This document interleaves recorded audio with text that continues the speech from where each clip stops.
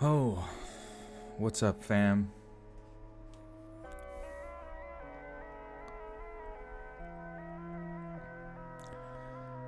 Thank you guys for being here. Wow, we're already up to 100 folks in just a few minutes. It's good to see everyone.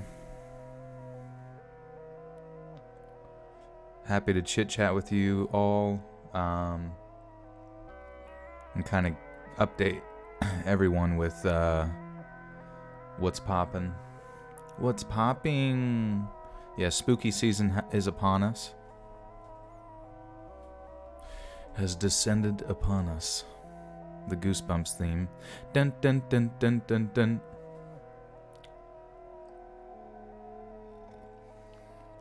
You want coffee? Lila, hello. Gothic, hello. Miss Molly, hello.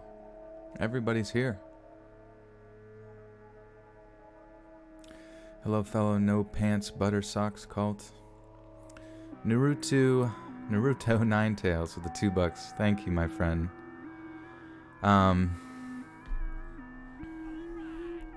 So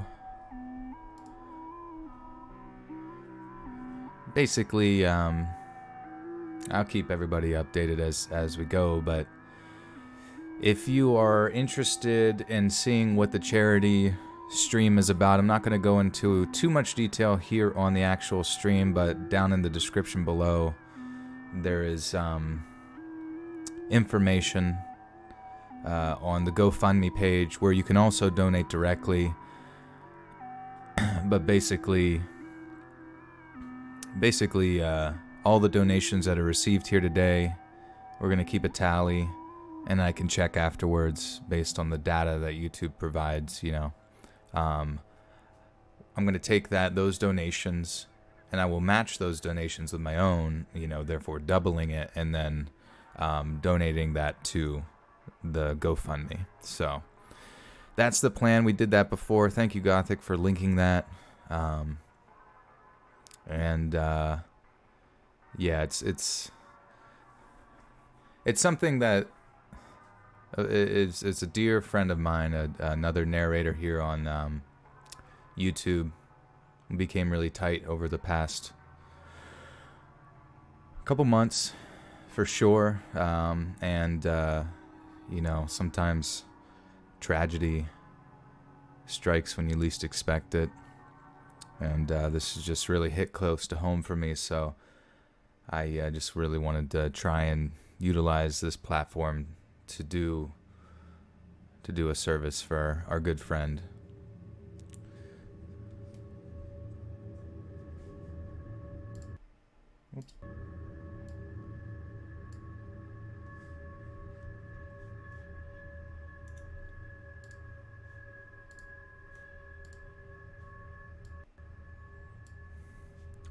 Adjust the volume a little bit there. But other than that, we are going to be going through some stories about malls. So that's, I mean, kind of similar, kind of a, you know, simplistic topic we got going on tonight, but I think they should be interesting nonetheless. Crystal. I think I combined the words there. Crystal Valadier with the 5 says, can't stay, but hope everyone has a good night. Thank you, Crystal. Thank you for the 5. Much appreciated.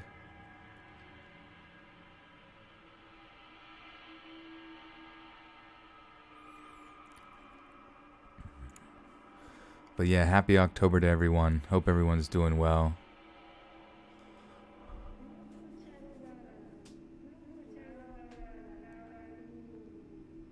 And Miranda Panda, what's up?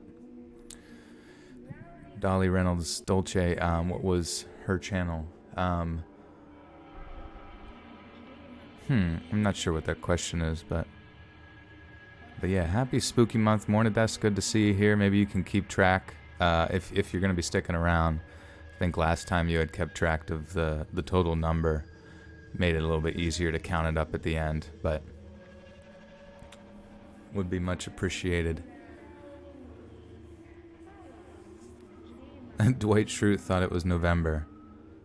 No, it's Spooktober, baby. Croctober.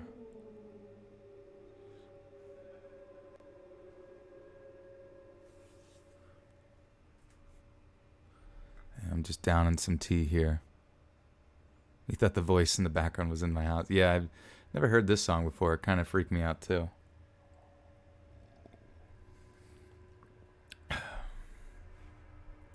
Emma, thank you. Yeah, just trying to help out here. But Kaylee, J, first time making it to stream. Good to have you. Basically here for the next 13 minutes or so. We were just going to be chit-chatting before we kick into the stories here. Let people kind of roll in, get their bearings and all that.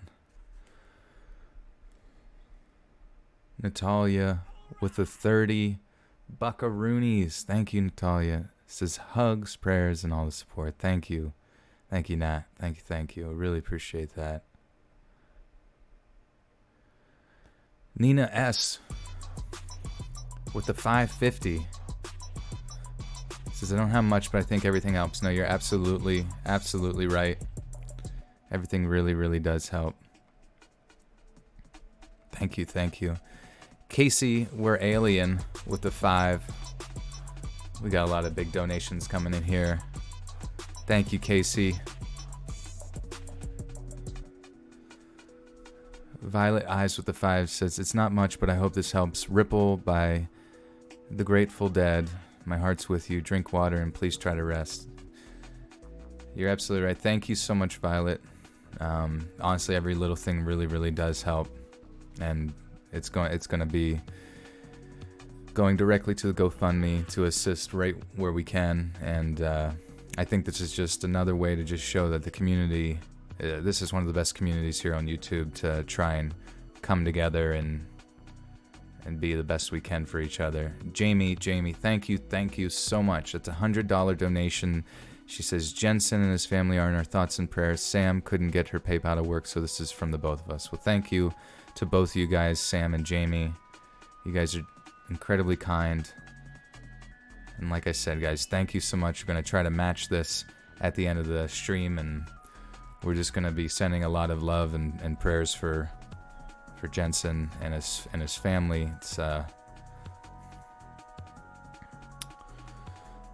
It's an unimaginable thing to go through. I really, really cannot say that you can even fully comprehend it. Dwight, if you wanted to get into more detail about what kind of went down, the GoFundMe is linked down below. It goes into this information on all of that. Going to try to not necessarily get into too much detail before we kick off into the stream here. Hallie Long with the 2 says, long night at work. Thanks for making it better. You're absolutely welcome. I hope you are able to break free of work, and just happy that you're here. And thank you so much for your donation. Hey Holly, good to see you. And Tiny Green Turtles, good to see you. Tiny Green Turtle says she saved the GoFundMe, get paid tomorrow. Well, Green Turtles, thank you. Really appreciate that. Yeah, and like I said, if you guys want to donate directly to the GoFundMe, that's absolutely more than welcome. But Jenna Sanchez, the link is not working. Gothic, could you, if you're available, would you be able to verify whether or not that link is actually going through? Okay. Currently says that the page is not found. I don't know if I see. The link that you copied there looks like it cuts out at FAMI. You know what I'm talking about? So there's one down in the description. Maybe it's the one that you use, but yeah, it just kind of gets got cut off there. So I'll have to just get a new one in. But thank you. Maya Davis says, you ready for Halloween? I am ready for Halloween. I'm ready for some crispy leaves, some cool air. I think peak happiness for everyone kind of exists around the 57.5 degree weather mark. I don't know if that's true or not, but I think October contains that in certain areas of the world. So Electra Hart with the 5 says, sending all love and support all the way from rainy England. Thank you, Electra. Thank you, thank you. Hope it's not too rainy over there. Negan, all is well on my end here, my friend.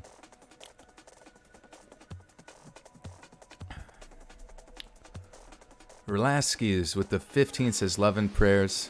I hope this helps.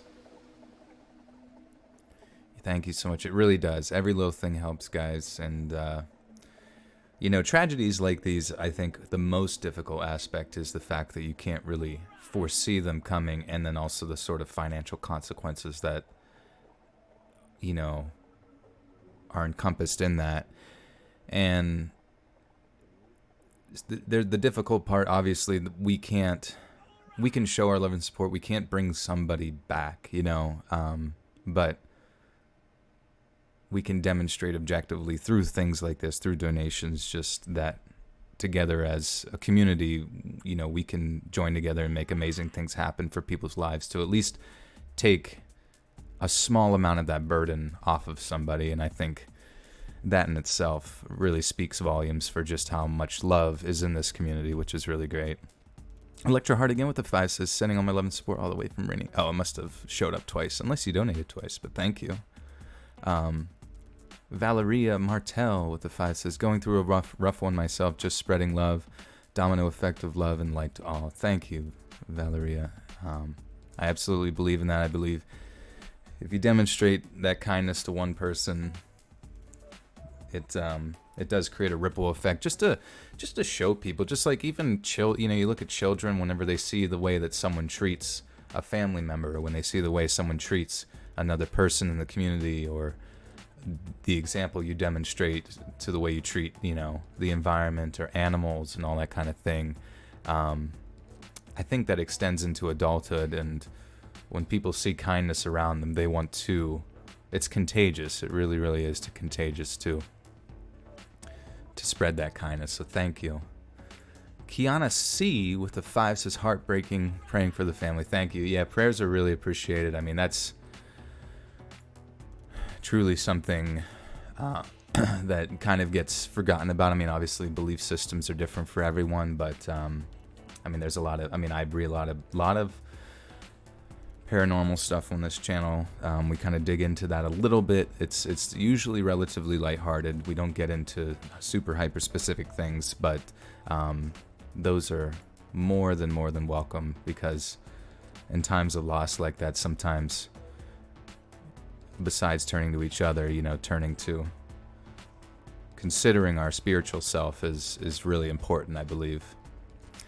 Dolly Reynolds Dolce with the 10 says, wish I could do more, but with the unexpected $1,400 car bill and $2,000 cat vet bill, I can't. Love, thoughts, and prayers to all her loved ones, including friends like you. Thank you, Dolly. No worries. I honestly, the fact that you're able to donate with bills like that is incredibly generous. So thank you.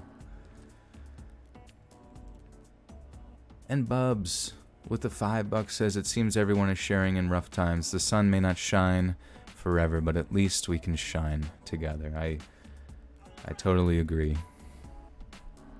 When we're at low points, I think there's really nothing more we can do than kind of come together as communities and support one another, because that truly is what humans have done for millennia. It's how we've overcome every type of strife, is just coming together to show that we truly care about one another. Andreas Garcia with the 2 says, love and prayers from Houston. Thank you, Garcia. Thank you.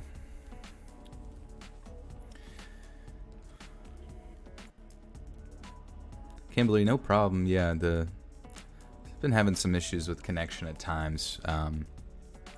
It's a little bit unreliable. I try to keep the bit rate down as low as possible, but it's kind of unexpected at times.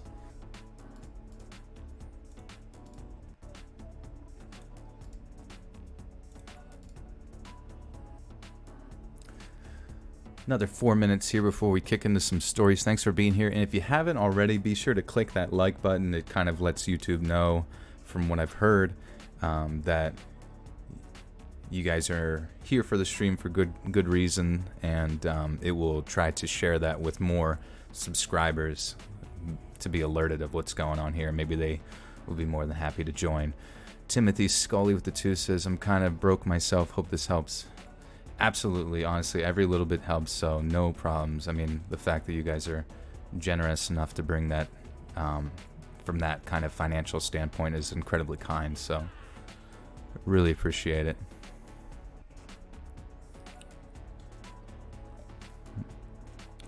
Dolly with the 5 says, in the name of Grandma Beth, a beloved woman in the Tampa Bay Lightning hockey fan community who passed yesterday. The players loved her. We loved her. Absolutely. She sounds amazing.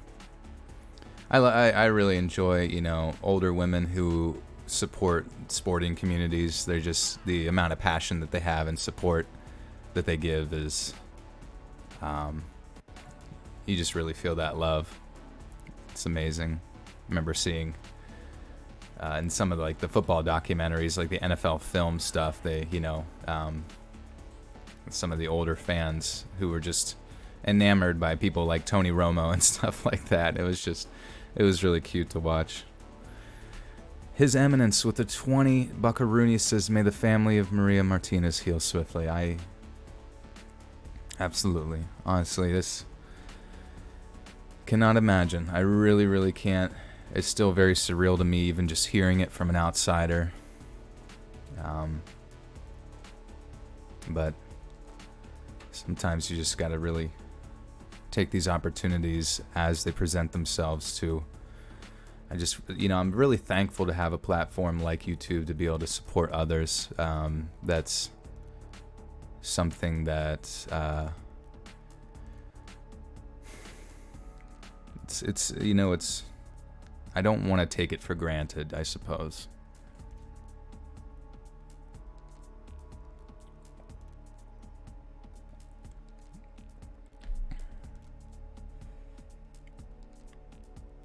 The stories today are about mall stories, so they will be kind of specifically around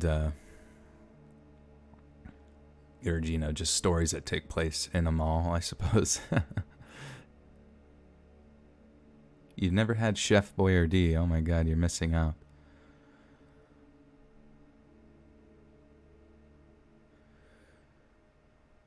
Your daughter was in the hospital for Halloween, and she drove 40 minutes to decorate my daughter's hospital room while she was battling cancer. She was amazing. That is amazing.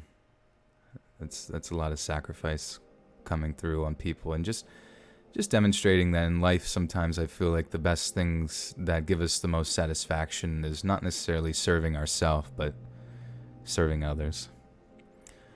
Castle Reviews with the $10 says, have a good stream. Thank you, Castle Reviews. Good to see you back. Thank you. Valerie Hernandez with the 5 says, love you, Joel. I would love to see you in Horror Studios collab if he still narrates. I'm not sure. Yeah, Horror Studios. I might be mistaken, but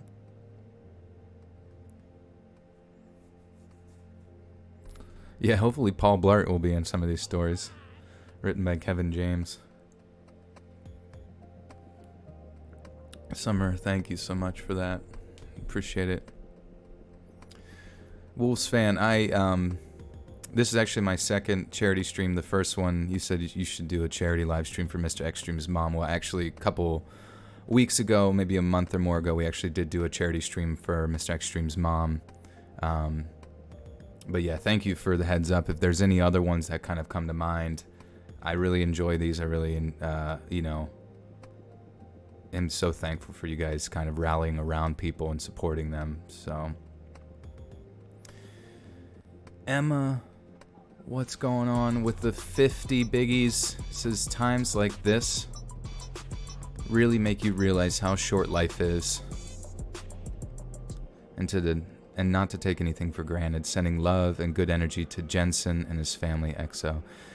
Thank you so much, Emma. No, that's so absolutely true.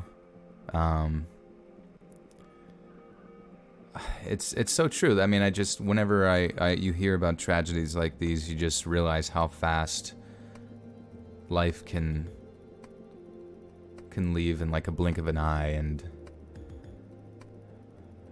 it just makes you really realize that your family, your friends, your loved ones, the relationships that you've built in this life and that you will build are just some of the most important things in your life. You know, like, so often do we get caught up in the grind and, you know, just that day to day, and we kind of fall into certain levels of depression about really mundane things, you know, and then we realize that the things that truly are the most important things in our lives are kind of directly right in front of our eyes. And I think it's important just every day to let those people know that you care about them, that you love them, and that you cherish every second you get to spend with them.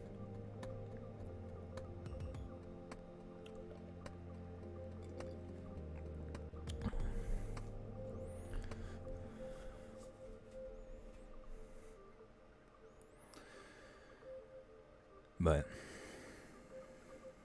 all right, guys, we're gonna kick it off here. Switch over to the spooky tones of Iron Cthulhu Apocalypse. I want to thank him again for always providing such amazing background ambiance with his dark ambient music. Bubs with the 2 says, you have no idea how much I needed this today. I really needed it too. This is something that, I mean, to face these kind of things alone is truly, truly impossible. I mean, I had a conversation with my friends, kind of placing them in that scenario, and it's just, to go through tragedy by yourself it's truly impossible. An individual human being is incapable of doing something like that, and we really need each other. We really do. Maya B with the 10 says, just got here. I know what it's like to lose somebody from firsthand, but I know grief is super personal. Nonetheless, my heart goes out to the family. Thank you, Maya. Thanks for being here. Thank you for the 10. And thank you for the love and support.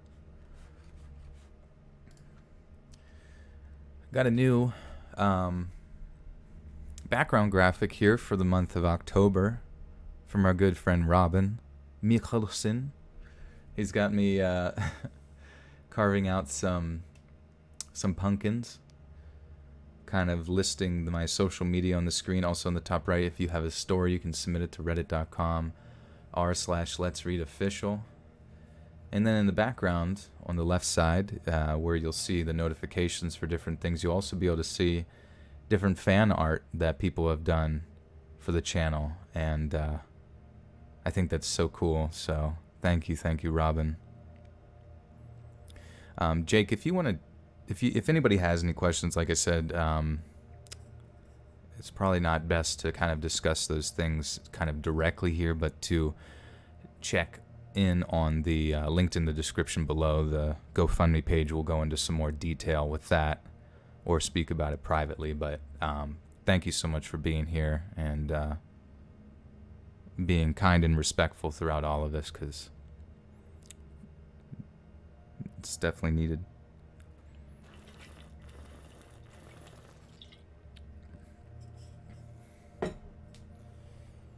Okay. So there's about 7 stories tonight.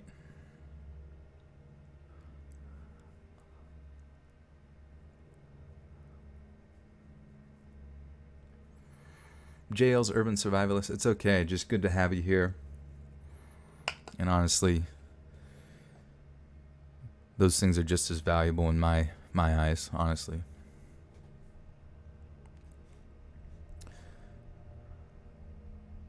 But we're going to kick it off here with story number 1.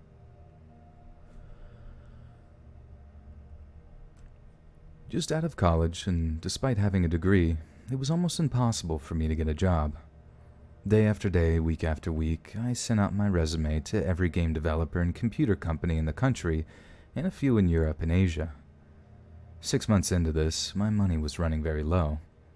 This was when I was forced to face the facts. I needed a job immediately, and it didn't matter where and for how much. Just in time, I found a job listing for a video game store at the mall. You know the one I mean, and the terrible stories you hear about them are almost always true. Because of my background in games, I was given an interview immediately and hired soon after. My first shift was the following morning. Other than a few hiccups along the way, it kept my head above water until I got on with Dell 2 years later.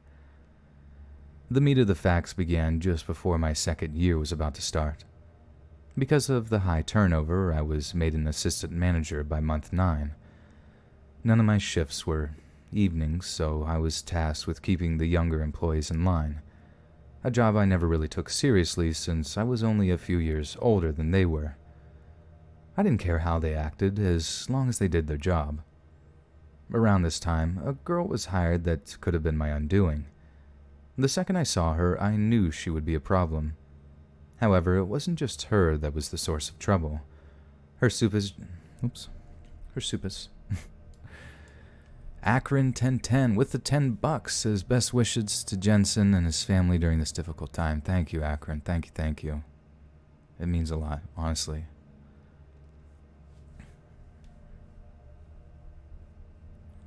Yeah, share the stream out too if you can, if you feel so inclined. That definitely really helps to kind of get it visible to others. We're about at 250 people right now, so thanks for being here to everyone. However, it wasn't just her that was the source of trouble. Her super jealous boyfriend became a thorn in the side of every guy that worked with her, and sometimes just spoke to her. A shift of hers didn't go by without him showing up to check on her. Some nights, he would do no more than sit on a bench outside the store and watch her work. But anytime she would get too close to a guy for his liking, he'd approach them and physically intimidate the guy she was talking to. She never said a thing when this happened. I actually think she kind of liked it, but it would be what would push her away from him in the end. She'd worked at the store for a couple of weeks before someone showed her the hallways that ran along the back of every place. She took advantage of the fact he wasn't aware of them, and this turned out to be a big mistake. If any person reading this doesn't know what I'm talking about, pay attention. You're about to learn something. I'm not sure how common this is, but some indoor malls, those built in the old way where each store inhabited an area that leased from the mall owner, there are a network of paths or halls that run behind each business. They're used mainly by the employees. The system allows them to enter and leave their jobs without being seen by the customers. Although I'm pretty sure their intended purpose was...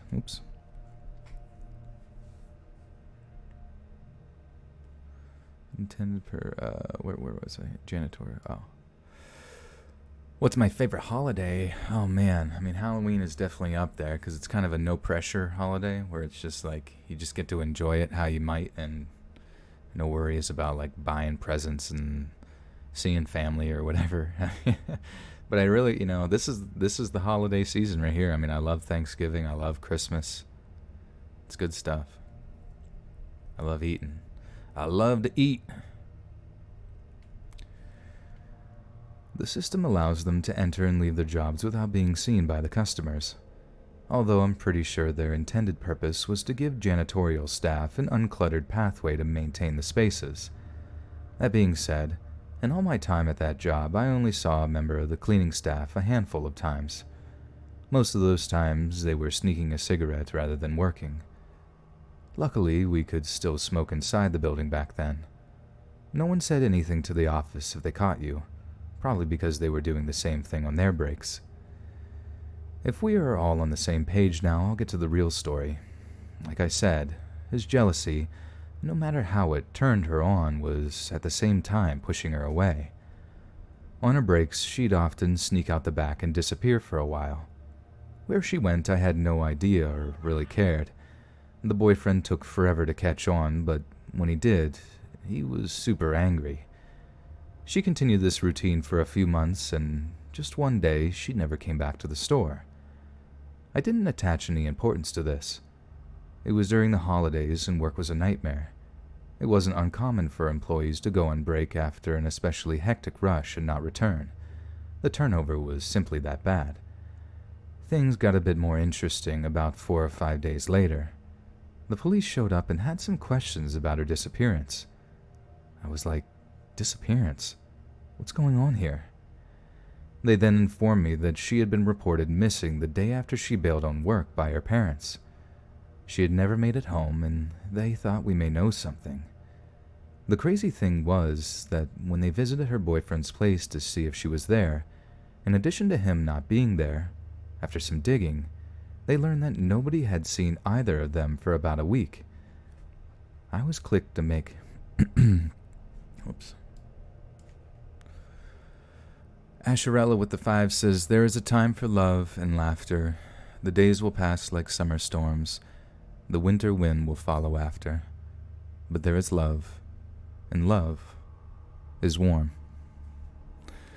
Thank you, Ash. Thank you so much. Thank you. Appreciate that. Honestly, it was beautiful. I was quick to make it clear that I didn't know anything. I had just assumed she got sick of the place and bailed.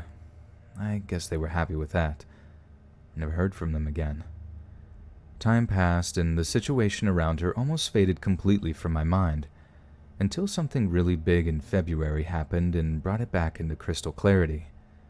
Some workmen were renovating one of the store's spaces for an incoming client, and once they had completed emptying the space of what the previous renters had left behind, they began the undertaking of finding the source of a terrible smell.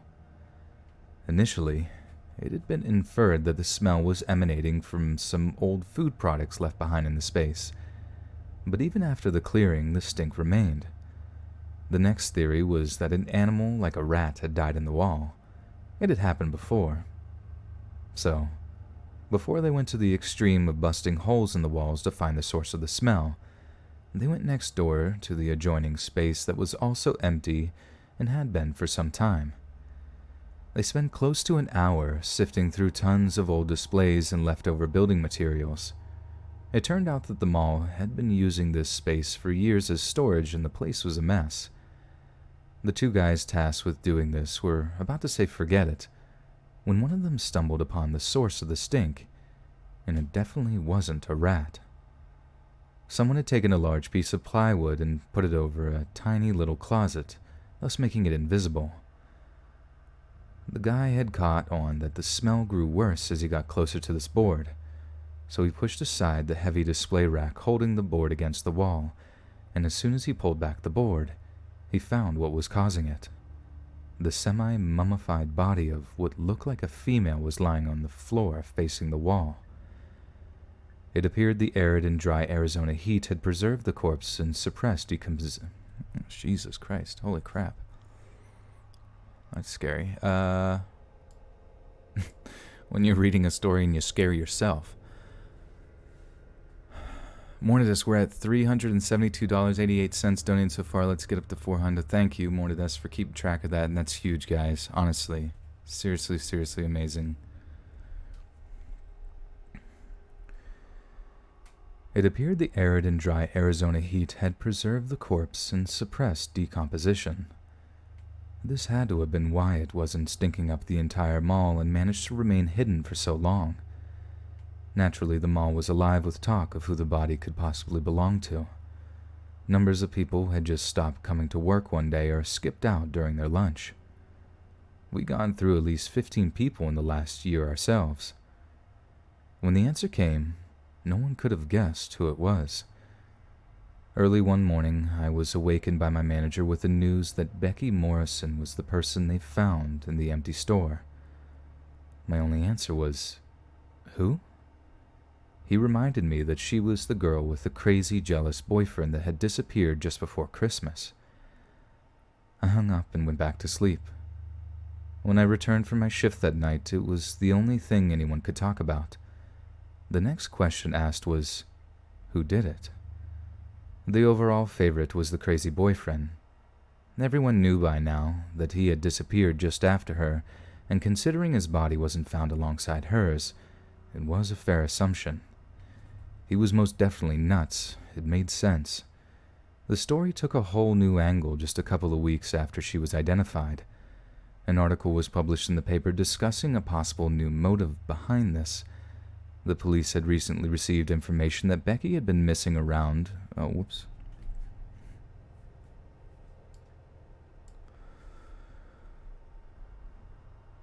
The police had recently received information that Becky had been messing around with a fellow mall employee during her breaks. They were meeting in the unoccupied store her body had been discovered in and doing certain things. The police had recently received information that Becky had been messing around with a fellow mall employee during her breaks. They were meeting in the unoccupied store. They were meeting in the unoccupied store her body had been discovered in and fooling around. After following some leads, they were able to identify the employee. He was a 22-year-old guy working in the Hallmark store, but no name was given. He told the officers that he and Becky were supposed to hook up the day she disappeared, but he got holed up by the time he'd reached the empty space and she was gone. He figured she couldn't wait and returned to work. It was only a few days later, when the cops showed up at the mall to ask questions, that he heard she was missing. His mind went straight to the worst, and he was afraid he'd be blamed for it, so he said nothing. Then, when the news reached him that the boyfriend was also missing, it was too late. He figured if the boyfriend was hiding out, waiting for his chance to get him, she'd been... Oh, sorry. Roommates come in the garage door here. Wait a second to start recording again. Mornides with the 2 says, love this community and love its shares. Yeah. Thank you, Mornides. Appreciate that. PA Nightmare says, let's read. Thank you so much for doing this for Jensen. You truly are an awesome guy. My prayers to Jensen and his family. Unfortunately, I have no money to donate, but I shared this out in hopes that we can get more people to... Well, thank you, PA Nightmares. Honestly, that's seriously a big help. I mean, if everybody is able to share on Facebook, Twitter, wherever they can, Instagram, it'd seriously be a huge assistance to get more people here. We're at about 314 people right now, so thank you guys for being here. Stephanie George with the 5 says, you are so awesome. Love your channel and your voice. Thank you, Stephanie. Thank you for the 5. Appreciate that. Thank you for being here. And Maschino with another 5 as well says, not much, but anything to help a dude out. Not sure how I'd take losing my significant others, so I can't even imagine. Yeah, I can't even comprehend, honestly. So thank you, guys. Anyone else thinks the Discord logo looks like Mickey Mouse's pants? I'll have to look at it as it goes by, because I didn't even... That'd be funny. Robin pulled a fast one on us.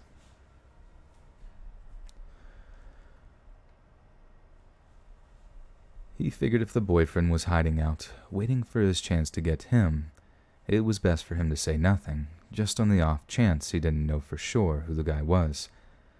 It all boiled down to him being afraid, and with what I knew, I could understand.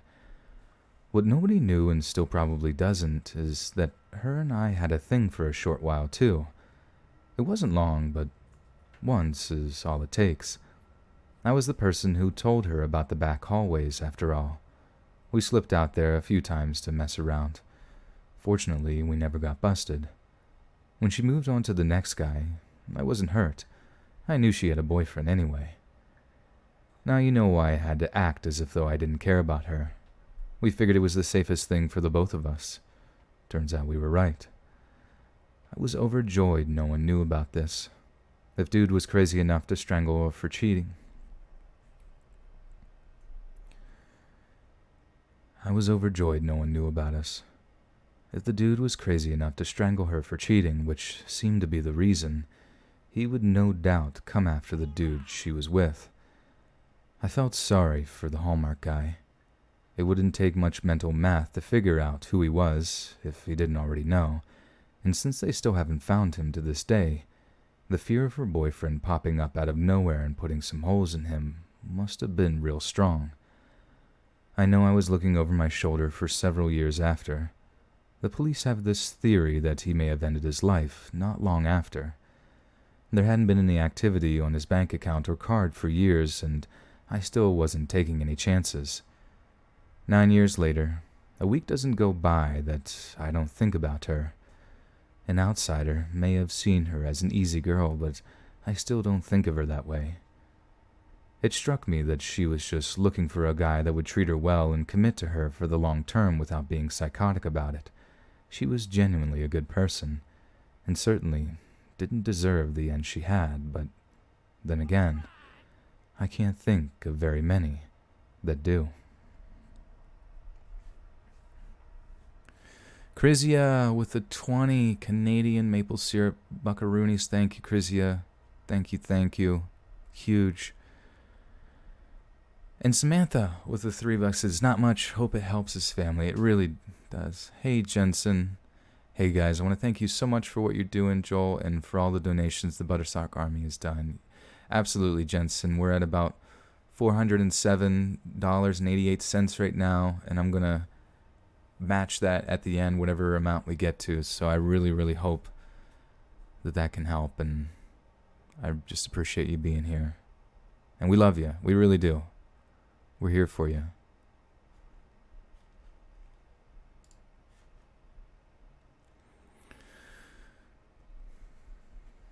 Okay, so this is going to be story 2 of Malls.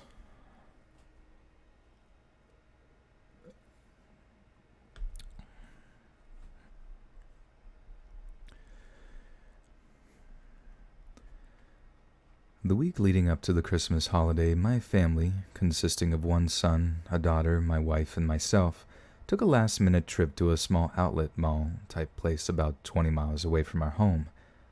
We had 1 or 2 presents left to get, and we knew the place had what we needed. After 3+ hours of shopping, the whole family was beginning to complain about being hungry. The food court contained this little Italian place that had awesome spaghetti and lasagna, so we chose it. It came as no surprise that my son wanted chicken nuggets and fries. They made up a good 95% of his diet. Unfortunately, on this occasion, the Italian food wasn't that good. All 3 of us eating it thought it tasted a little funny, but because we were starving, most of us... Oops.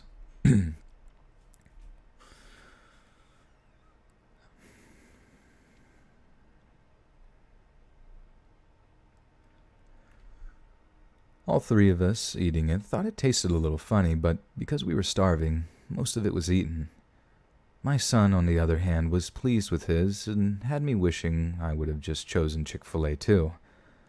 Although we didn't like it, none of us felt bad or had any reason to believe anything was wrong with our food. No one said so at the time, at least. When everyone finished their meals, we headed home. The following morning, I was awakened around 4:15 with the worst cramps I've ever felt. I noticed my wife was already using our bathroom, so I had to use the one in the hall.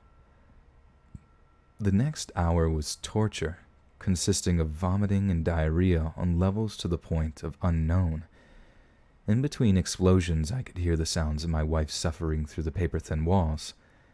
The idea that we had food poisoning first came up that morning. I was granted a brief reprieve from my sickness, just long enough to go check on my wife and get a drink of water. I also took some to her, but she just couldn't keep it down long enough. Our son came into our room around now to tell us that our daughter was also very ill and had locked herself in the bathroom upstairs.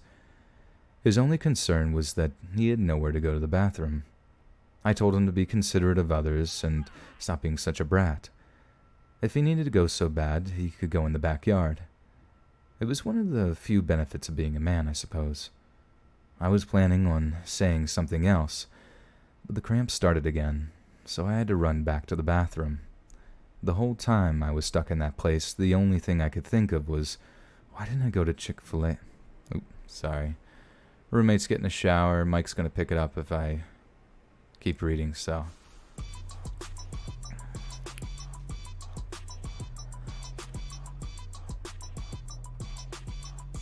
Hey. Promethean Dude with a 5 says, sorry for the loss, Jensen. Sorry it's not much, but hopefully it'll help. It really does, Promethean Dude. Thank you so much. And Brad, thank you for the huge $50. and the love. That is massive. I hope you're having a good night, Brad. Thanks for being here.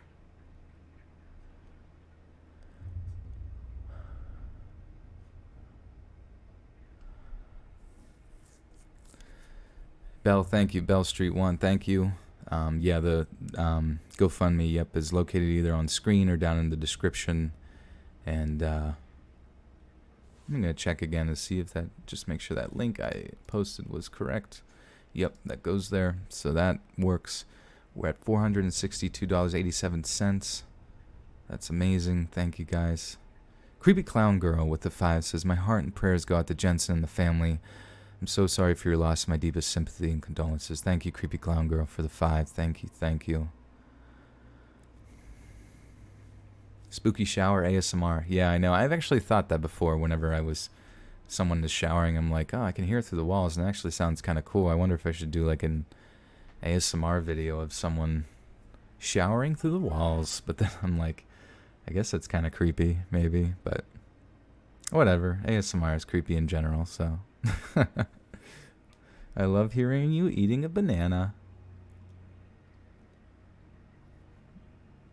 It gives me chills. Cat lover meow, no problem. Just good to see you here. Good to see the support. Thank you, guys. Be sure to, in the meantime, click that like button if you haven't already and share it with your social media crews.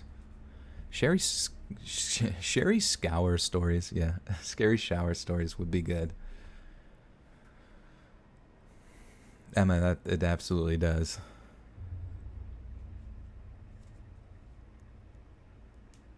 Scary war stories. I actually have quite a few, maybe not quite a few, but I definitely have war stories on the channel you could probably search and find. Brenda, yeah, I'm really sorry to hear that.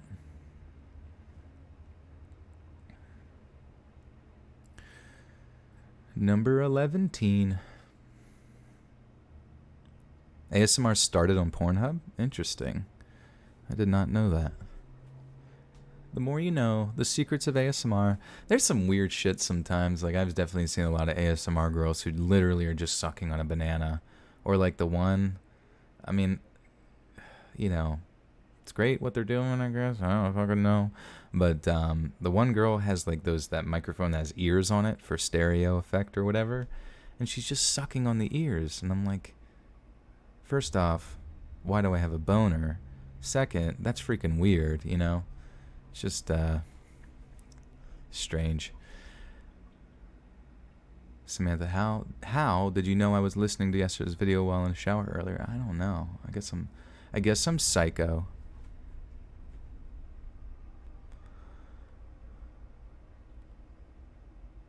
Would you do again? Sleep story again? I don't. I like. What kind of? What the? ASMR not safe for work. Yeah, that wouldn't go very far on. Wouldn't go very far on YouTube. First thing you hear is Pornhub. Yeah. All right. Sorry. Now everyone's getting thirsty. ASMR Plague Doctor, yeah. Well, what's his name? Ephemeral Rift, really nice guy. He did a Plague Doctor ASMR roleplay, I think, quite a while ago. I'm actually interested to see how he's doing, because I have not checked his channel in an age. Oh, whoa. Clips for Street Fighter just popped up. I should probably watch those. Alright, so we have Ephemeral Rift. Someone once joked when Belle Delphine put a banana that it should have broke off, and that would be the end of that. Oh wow, he's grown a large beard and long hair now. That's insane. Hello, my name is Barry. I hope you are. Lunch with Dave ASMR. Man, he puts a lot of effort into his videos, and they're usually pretty long too, so if you haven't checked out Ephemeral Rift before, he's and if you're into ASMR and all that kind of stuff, you should definitely peep that.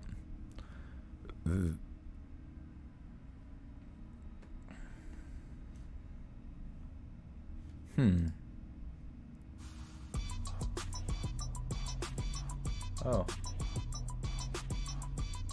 Oh, weird. There's like a delay on this one. That's strange. Someone donated, but it's like not showing up on screen.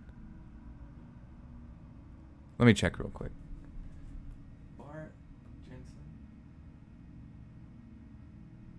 My prayers for your family. Oh, okay. Bar Jensen with the 40 buckaroonies. Thank you, Bar. Says, my prayers for your family. I am so sorry. Yeah, thank you. Thank you, Bar. That's strange it didn't pop up on screen, though. If I miss any donations because of some strange glitch like that, guys, just let me know, because YouTube's really weird sometimes with kind of keeping, you know, I think the streaming thing's still a little glitchy at times, and maybe just kind of behind.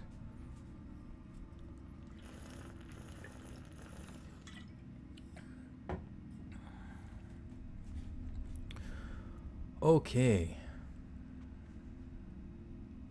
Where was I? Oh, yeah, I was way back here. I was like, wow, story 7 already? We're burning through.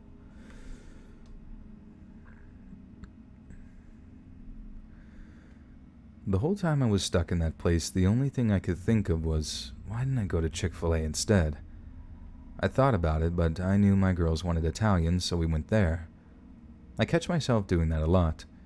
It took some time, but I was able to purge myself of the poisoning. While my stomach remained on the sour side, the need to lock myself in the bathroom had passed. Once again, I checked on my wife and found her condition to still be terrible. I also knocked on the upstairs bathroom door. When I got no answer, I knocked again and still got nothing. Something told me that this didn't bode well. I forced myself in and discovered my daughter unconscious on the floor next to a giant puddle of vomit. When I checked her pulse, I could barely feel anything. Trying not to panic, I ran down to my bedroom and grabbed my phone. I dialed 911 as fast as I could and told them my daughter and wife were very sick and that my daughter was unconscious. I'd completely forgotten about myself. They were my only concern. The 2 ambulances arrived quickly and rushed them both to the hospital. I scooped up my son and we followed in my car. This would be the first long day of many in the coming weeks, and not just for my family. My daughter's illness was found to be the worst and landed her almost 3 weeks in the hospital, some of it in the ICU, while my wife's, though still being bad, passed within the week. I myself was forced to spend the night to take fluids, but compared to them, I got off easy. I would quickly come to light that we were not the only ones to become sick after eating at that place. The rumors spread like wildfire through the hospital that a massive salmonella outbreak had started. These rumors were confirmed a day later when the news reported to the full extent of the spread. At that point, 14 people had been infected. 2 of them, an older couple, passed away the same night we first spent in the hospital. The numbers would reach 36 infected over the 2 days the restaurant was allowed to stay open. The final toll was reported to be 11, when the last victim, an 8-year-old girl who had been on life support for 2 weeks, was allowed to pass by the family. As the winter of 2018 became the spring of 2019, life eventually returned to normal, whatever normal is. My wonderful women had been back home for a couple of months, so we decided to have the Christmas we never got to. We decided to have the Christmas. Justin Helix Jordan with the 20. Thank you, Justin. Thank you. Guys, thank you so much for your generosity. Seriously, so kind. You guys, it's amazing me. We're at $527. Thank you. I know, some of these stories, they make you never want to do something ever again, but yes, but eating places get food poison. My wonderful woman had been back home for a couple of months, so we decided to have the Christmas we never got to have. All the presents we had purchased were still sitting in the spare bedroom. The week of Easter seemed appropriate. The rest of the family was invited over for food. Food in which all the proper safety measures were practiced. By the way, whoops. Food in which all the proper safety measures were practiced, by the way. And we exchanged presents with one another and had an all-around great time. I may be speaking for myself, but it was the best Christmas I'd celebrated in my life. It may go without saying that the little Italian place could never bounce back from all the bad press. They reopened soon after the problem was discovered, but no one would go back, and they soon closed for good. They had already closed by the time we were able to go shopping at the mall again, and just getting up the courage to do that took a while. Of course, we wouldn't have eaten there anyway. I've learned my lesson. As of the 1st of September, when I'm writing this, we've only been back to the mall once since that nightmare of a meal. Even before stepping foot in the parking lot, eating anywhere in that food court was banned. My daughter has become a vegan since returning from the hospital, and I can't say I really blame her. I love to have the self-control to go that way myself, but I can't pretend to be something I'm not. These days, on the rare occasions we don't eat at home, 99% of the time, we go to Chick-fil-A, and we've never had a bad meal from there. This has proven to me that I was right to want to go there in the first place. Before I wrap this letter up, I want to take the opportunity to express my deepest condolences on behalf of myself and my family to the families of those who perish because of this awful act of negligence. Your loved ones' memories will always remain in our thoughts and prayers. I feel like that was like a Chick-fil-A advertisement a little bit, like they were subconsciously passing that along to us there or something. But that's terrible. Jesus Christ, salmonella. It's so weird that a little bacteria can do so much damage. Hey, Colleen with the $20. Thank you, Colleen. Donated that over on Streamlabs. That's why it made a different noise there. But thank you, Colleen. Really appreciate that. If you had a message that you weren't able to send through there, just at me on the chat here, and I will be sure to read that. So thank you.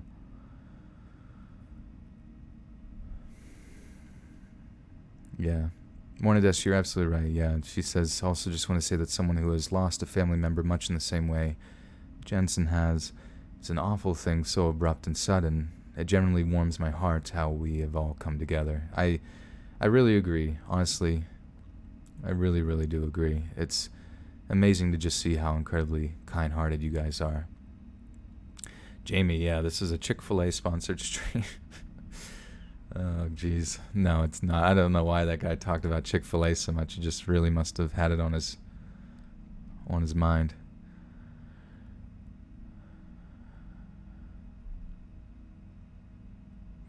Emma says she had food poisoning once from a seafood risotto on New Year's Eve. I was sick for 3 weeks. Oh, that sucks. God, the feeling of being nauseous is not good. Not good. Emerald, Sky, welcome. Thanks for bringing in new people here, guys. Click the like button if you can. Share that motherfucker. Sorry, that was weird.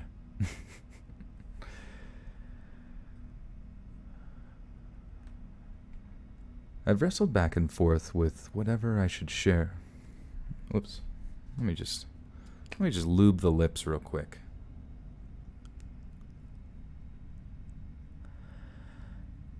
Grey Ghosts. Oh, well, yeah.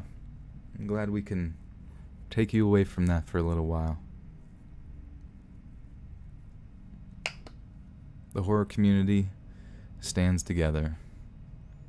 And the Buttersock cult is a cult of love.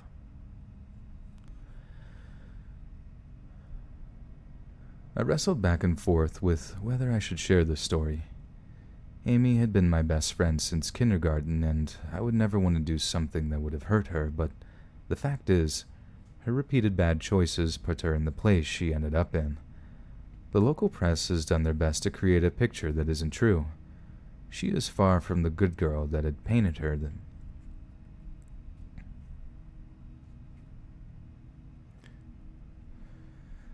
She is far from the good girl that they had painted her to be, and the public deserves to hear the truth. so they can make an informed decision regarding the outcome. Everything written here comes from a person that witnessed... Man. Okay. Brenda, thank you. Thank you. Good to see ya. You don't think I want to put lube on my lips? Well, too late, Krizia, because they're on there.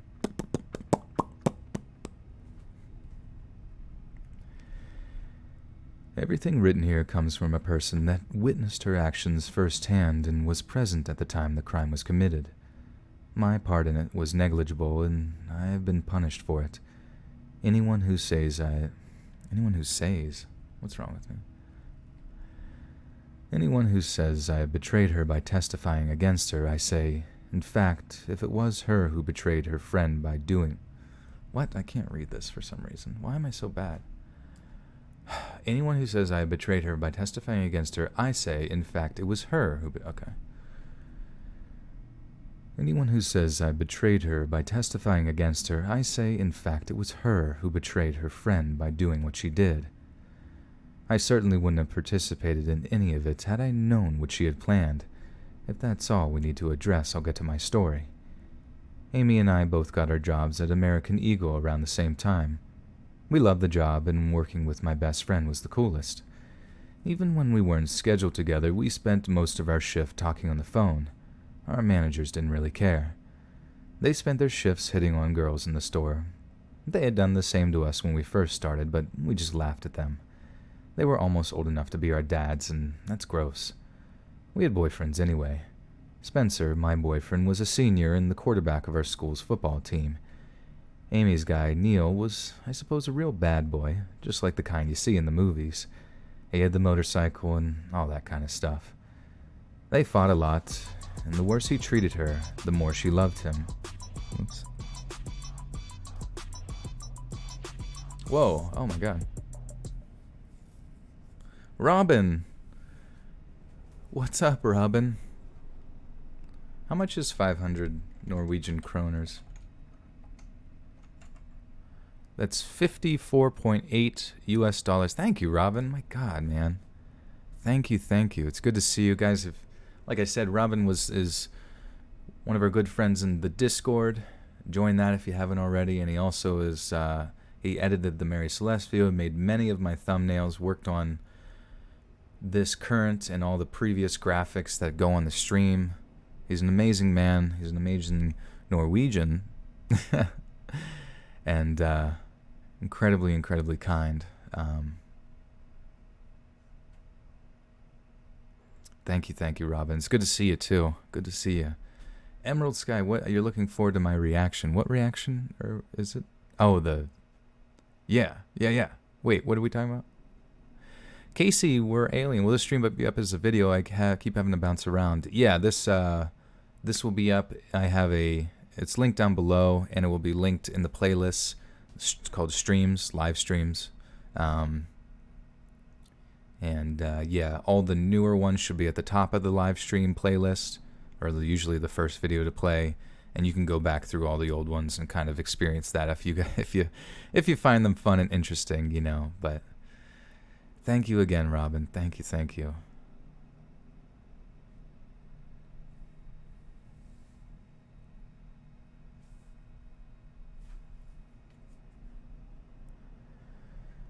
They fought a lot, and the worse he treated her, the more she loved him. Even through all of this, she was still the most popular girl in school. All the teachers loved her, and regardless of how much she skipped, she never failed a single class. I'll admit, I was jealous of her sometimes. Her life seemed so perfect. Guys were always trying to hook up with her, but Neil was the only guy she cared about.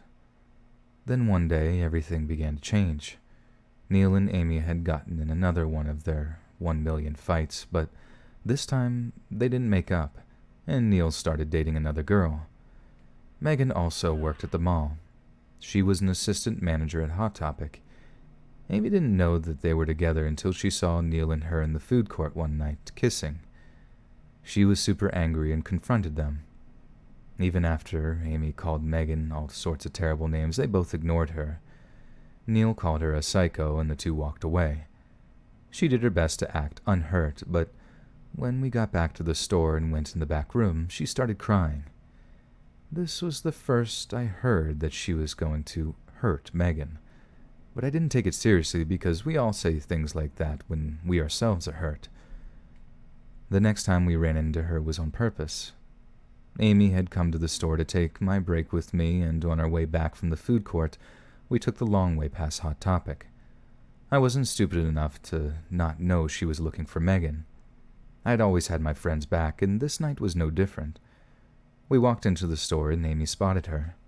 She snuck up behind her and began calling her all sorts of terrible names again.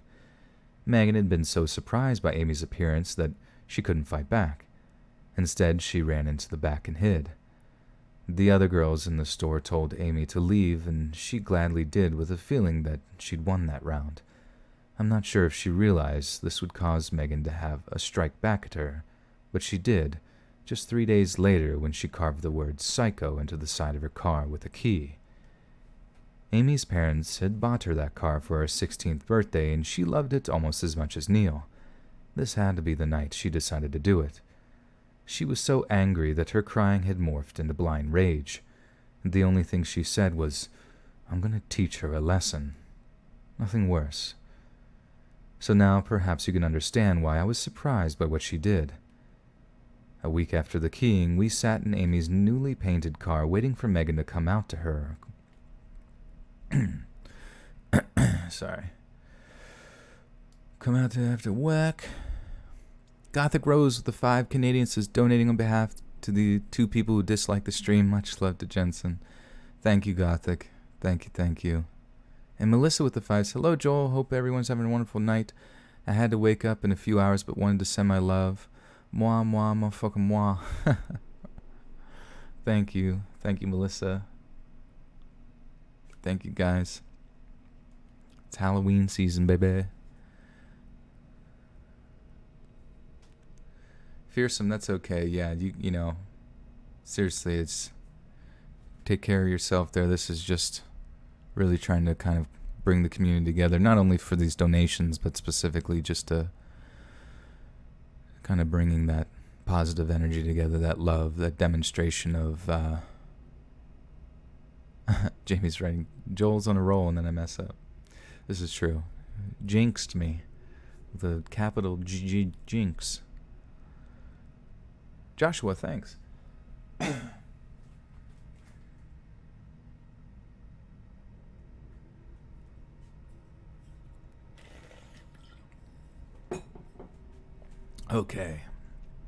Okay, mission start. Shit, I burped. A week after the keying, we sat in Amy's newly painted car waiting for Megan to come out to her car after work. The plan was that we would overpower her, throw her in the trunk, and take her to the woods to teach her a lesson. That was all.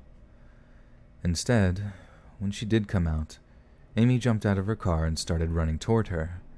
She'd moved so fast I couldn't catch up. She'd managed to sneak up behind her once again. Megan caught a glimpse of me running up, but it was too late. Amy grabbed her and spun her around, but instead of holding her, she began punching her and slapping her over and... God damn it, sorry. Over and over. Witch and Famous, you decorated over the weekend. What kind of decorations did you do? Amy grabbed her and spun her around, but instead of holding her, she began punching her and slapping her over and over. At this point, I don't even think Megan realized Amy had the knife. I didn't become aware until I was standing right next to them both and saw her white blouse covered with something dark, but I still wasn't sure what it was. It was all happening so fast. I yelled at Amy to remind her that the plan was to grab Megan and take her somewhere else, but she was in her own world. The glint on the blade caught my attention, and I began screaming at her to stop. But the stabbing and fuck.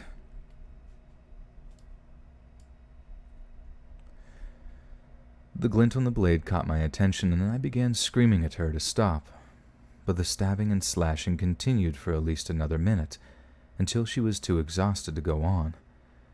Megan had stopped fighting back long ago, but the ferocity of Amy's attack kept her upright until she stopped, and she slowly slid down the side of her car and landed with a dull thump. If she wasn't already dead,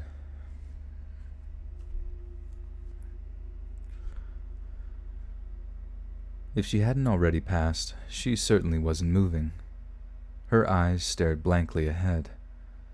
When I finally summed up the power to look over at Amy, she was completely covered in a dark mess and gasping with a wild look on her face. I was too scared to move now. She had me terrified of her. I was so enthralled I didn't notice the group of people coming out of the movies approaching us. When they were close enough to see what was going on, the two girls screamed and they all ran off back towards the theater. While I was watching all this going on, Amy still hadn't moved and remained still, oblivious to everything happening around her. I knew it was just a matter of time before the cops arrived, and I kept telling her that we had to go, but she didn't move. She remained in the same spot the whole time, staring into Megan's empty, dead eyes. I wanted to run, but I couldn't leave my best friend, and if she wasn't leaving, I was going down with her. So I did. It wasn't until later, when I had time to think about what had happened, did I realize she had lied to me to get my help, if she needed it. Maybe she thought I'd join in somehow. I don't know. But she had to have been crazy to think I would. I never claimed to be an angel or to be lacking some amount of blame. I freely admit that she didn't force me to be there that night, but had I known that she was planning what she was planning, there's no way I would have been there.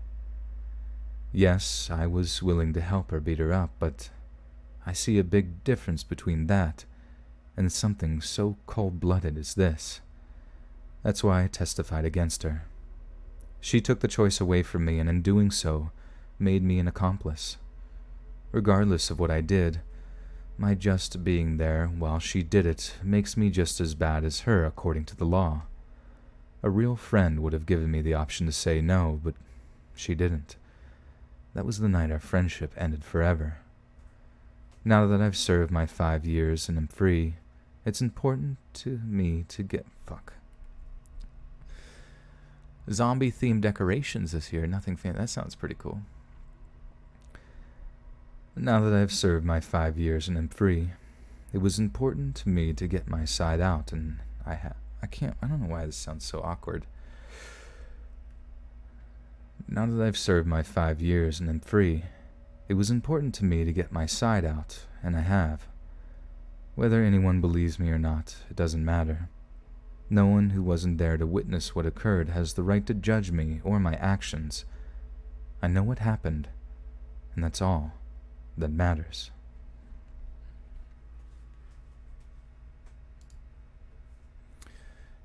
Well, maybe her testifying helped get her sentence down.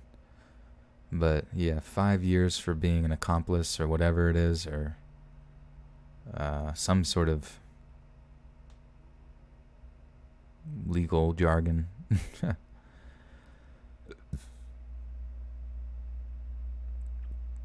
Nicholas, you like to listen while you doze off to sleep. Well, I'm glad I can be there as you doze into dreamland. Do these streams help anybody sleep at all, or or they're just like too much energy? Too much dragon energy.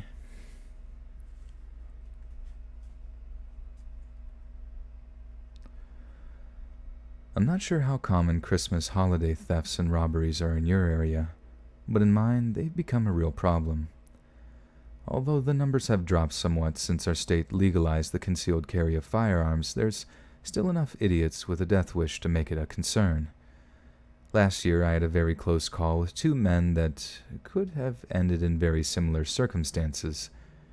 We were around 2 weeks out, and every place in town that sold anything was packed. I've been fighting the crowds all day, and I was starting to feel beat down.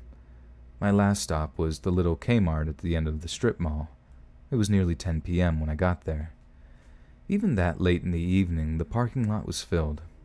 I did finally find a spot, and it was all the way on the far side. The walk to the doors took forever, and I could barely keep my eyes open. For the next 30 minutes, I grabbed anything I could think of we needed at home. Finally, I headed to a sporting goods and picked up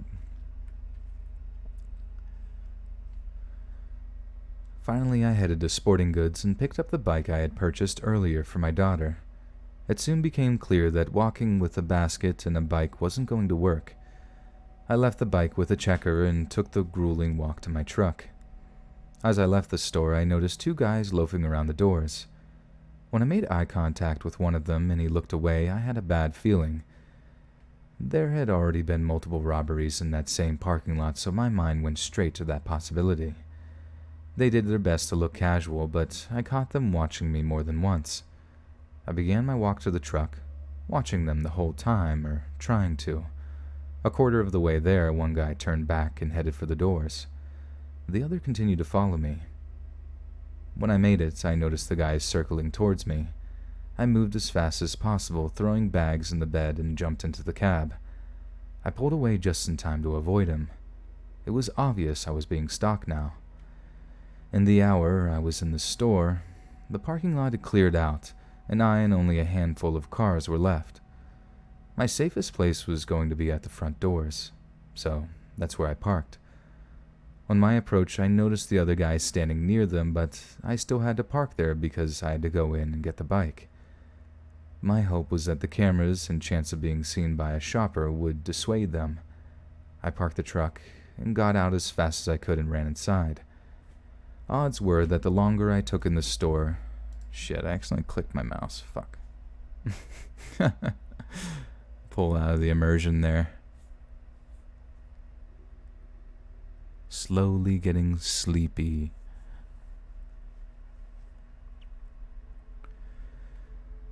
Odds were that the longer I took in the store, the better the chance they would have time to form a plan.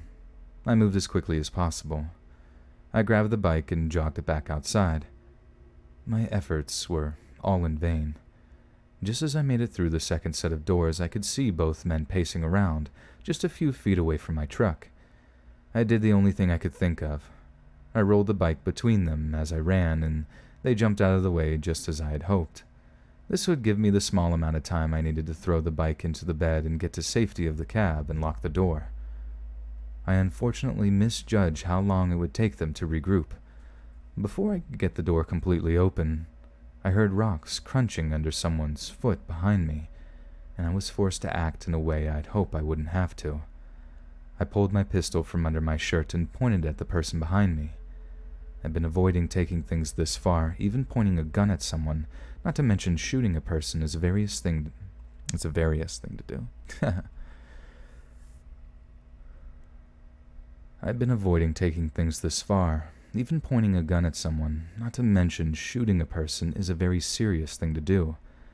When I spun around and aimed at the threat, I got my first close-up look at the guy who had been following me through the parking lot. Moving so fast caused me to lose my balance and fall back into the door. This is when he got a full view of the gun and stopped moving towards me. His eyes got real big and he threw up his hands in surrender. Just under his breath, I heard him say, "Okay, not worth getting shot," while backing away from me slowly. The other guy had been about to run after his friend until he saw him with his hands up. The other guy had been about to run after his friends until... Sorry, guys.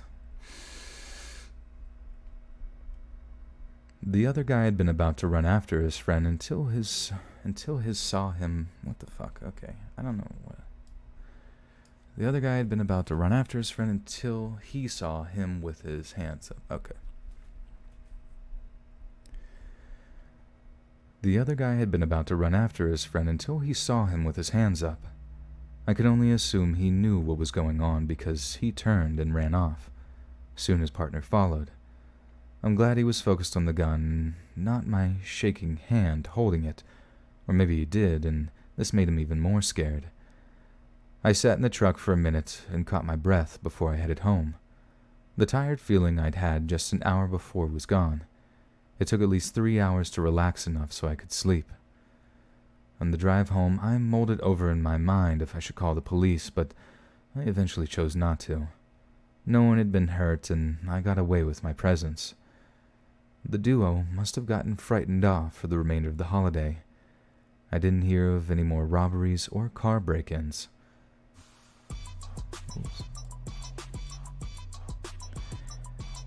Lewis Witt with 100 bones. Oh my gosh, Lewis, thank you. With $100 says, hope this helps. Hey, Grego, see you later. Lewis, thank you so much. Thank you, thank you. Seriously, that's huge. Incredibly kind of you. Thank you. Seriously, guys, this has been a massive night. Yeah, we're about at $700. We're at $692.67 USD. And like I said, I'm going to match that at the end of the stream with mine. That's going to go towards the GoFundMe. So thank you guys. And also, if you want to, just donate directly to the GoFundMe, that is also super, super helpful. Or if you know someone else that's not here at the stream that you think would benefit or would be interested in supporting, be sure to send that GoFundMe link to them and kind of let them know what's going on. There is a bit of the story of what had happened in the GoFundMe. So, Itancha with the $10 says, prayers for the difficult times, hopes. Hope you make it through. Thank you, Itancha. Honestly, yeah, prayers are really important here. So we very much appreciate that. I know Jensen's family does, and thank you for the 10. And Salmon Moon with the 2 says, love hearing these before bed. Thank you, Salmon. Strawberry Ice Cream says, I want to smack a thick cat. Oh, poor thick boy. Why are you smacking him? Like on his booty?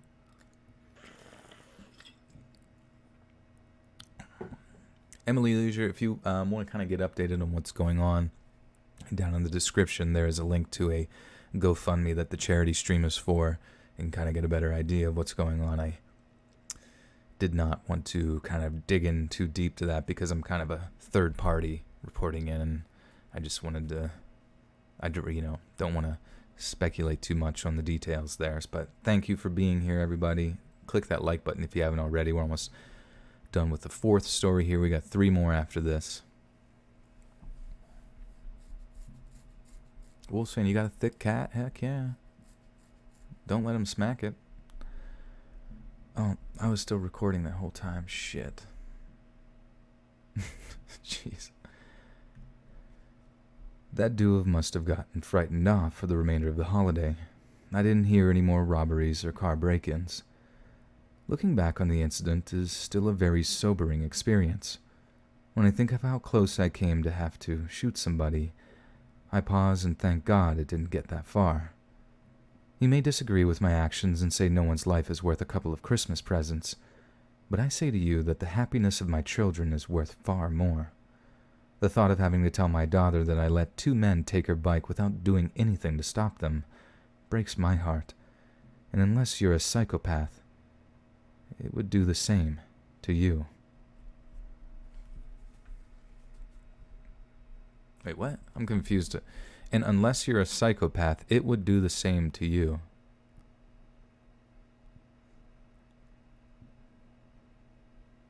Oh, like breaking the heart. Okay, I see. What will Pradeep be for Halloween? I don't know. I think we do have a little costume for him. It'd be funny. Things like bat wings or something. Oh no, I think it's like a unicorn thing. And he just like falls over every time you put it on. He's like, I don't want this on. And then he kicks it. He gets aggressive with it. The thought of having to tell my daughter that I let 2 men take her bike without doing anything to stop them breaks my heart. And unless you're a psychopath, it would do the same to you.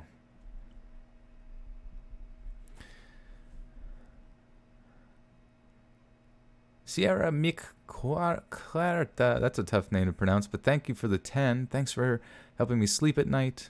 Love and light to you during this time. Thank you. Thank you, thank you.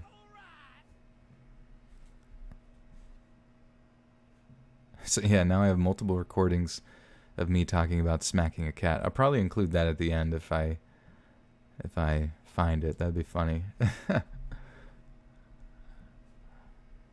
Vincent Rodriguez, no problem. Glad you're here. We're on story 5 of 7, so based on math, we got story 5, 6, and 7 left. That's 3 stories to go, and they're pretty long ones, so still got about half a stream left to go here, guys. We're going on about an hour and a half. It is 10:45 on the East Coast of the United States, and we're rocking, we're rolling, we're loving each other. We're popping off. My fave candy, definitely Reese's. I love peanut butter chocolate. Some people don't like it, but I love it. It's my favorite.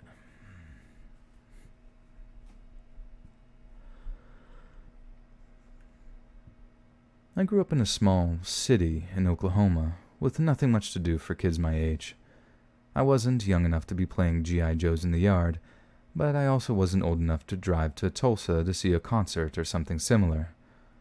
What adults don't consider in places like that is when kids are left alone to find a way to entertain themselves, the thing they discover often gets them in trouble or sometimes even hurt.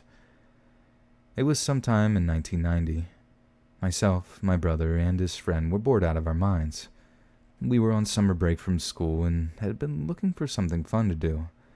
This was before the time of online multiplayer gaming, and my friends and I couldn't spend all day inside playing them. Honestly, if they would have been around, we likely would have done it. Although I'm constantly on my son's back to get outside and experience the real world, I would have loved to have had those games when I was his age.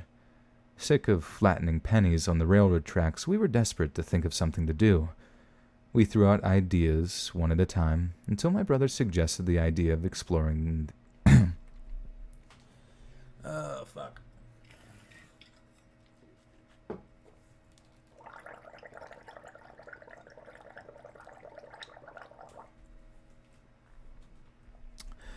My throat is so filled with crap. Just gets like, it's hard to read sometimes. Sick of. Wolves fan says white chocolate Reese's my fave candy. Yeah, that's funny. That's my roommate's favorite candy. He literally gets those all the time. We threw out ideas one at a time until my brother suggested the idea. Okay, yeah. Nice. Nice. We found it. You want to eat pizza? Full-grown pizza. We threw out ideas one at a time until my brother suggested the idea of exploring in the old mall. I've known a few kids around town who have been inside of it, but I'd always been kind of scared to check it out. When my brother suggested that, man, dude, I keep squeaking like a little boy. Miss Dula says white chocolate is trash. Oh no. Talking trash on the trash candy? Why would you do that? Why don't you like white chocolate? What's bad about white chocolate? Though I do agree, milk chocolate, peanut butter. I gotta get more water. I'll be right back. BRB, BRB.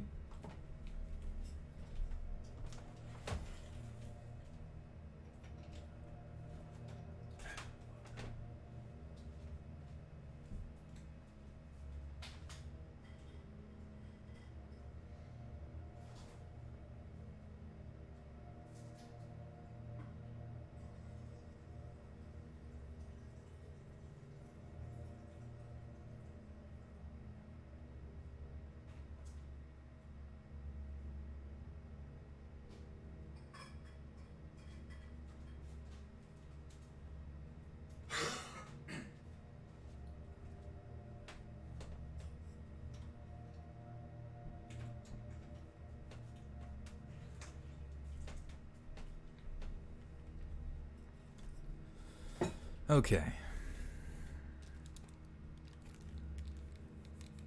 White chocolate isn't real chocolate? I mean, I guess. He's gargling, not smoking. Yeah, guys. I ain't no stoner. Why is Hocus Pocus such a big thing? Oh, shoot, I haven't watched that movie in so long. They should just do 31 days of Hocus Pocus. I do like that Halloween is at the last day of the month. I think is awesome, and I think it's cool that Christmas is that way too, because it just like lets the whole month be specific to that holiday. You know what I mean? I guess similar to Thanksgiving. Man, they really planned out all those holidays perfect. Like boom, boom, boom. Perfect holiday season. Kind of makes you wish that like January had a holiday, February had a holiday, March had a holiday. That would make winter so much better if it just was just holiday after holiday after holiday. That'd be amazing. Our culture should just celebrate more holidays. Halloween all month, baby. I've known a few kids around town who have been inside of it, but I've always been kind of scared to check it out. When my brother suggested this, I agreed. Not because I wanted to, but rather because I didn't want to look like a wuss in front of the other kids. They were all younger than me, and they'd never let me live it down. I swallowed the lump in my throat and led the way through downtown and toward the older business district where most of the newer stores had been open in the 70s and 80s. With the new highway coming in, the majority of those stores moved closer to it, and the old area died a slow death. One of those dead businesses was the new mall that had opened on the same spot as the original in 1976. By the time, what the fuck does this say? By the time, I have any memories of the place, its days were... Oh, okay. I don't know why that looks so weird to me. Wolfson says, in Canada, they celebrate Thanksgiving in October instead of November. Oh, yeah. Well, yeah, and then you guys have Boxing Day too, right? Or something like that.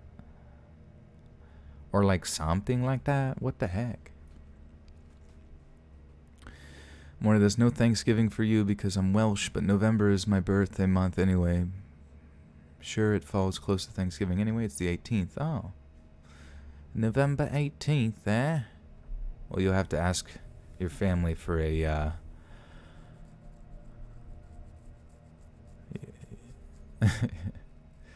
you'll have to ask your family for a turkey for your birthday. A live turkey. When someone steals your pudding cup. Where am I from? I'm from the United States on the East Coast. Oh, Boxing Day is in Canada is after Christmas. You can't expect us Americans to know literally anything about other than ourselves. You know what I mean? It's just kind of how we were raised. Every other place on Earth is just of no importance to us for some reason. I'm just kidding. I want to know everything about Boxing Day. Please tell me about all of it. And is it actually boxing? Like, do you have to wear boxing gloves and, like, punch each other and stuff? Because that's kind of barbaric. That sounds like a barbaric society.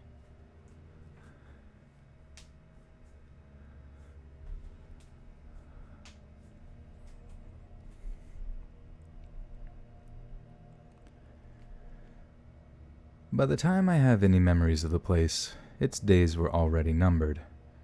Rumors of a new, bigger, and more modern mall with a multi-screen movie theater began spreading, and in 1985, when the ground was broken on it, just off of the brand new highway, the town couldn't wait.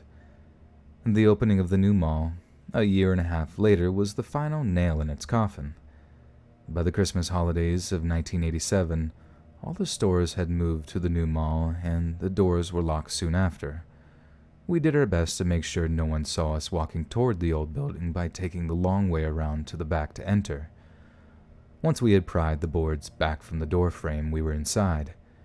Even though it was a little dark and messy, it looked almost just like I had remembered it. I told everyone to stick close together so we wouldn't get lost, and despite the overcoming urge they all had to run off and explore on their own, I think the immense size of the place scared them more than they would ever let on. When my brother spotted one of the fountains, I happened to mention that people would make a wish and throw pennies in them. Upon hearing the money part, he and his friend ran off towards it to see if the pennies were still there. Of course, they weren't. I couldn't stop laughing for a long time, at least until I thought I noticed some movement off in the distance.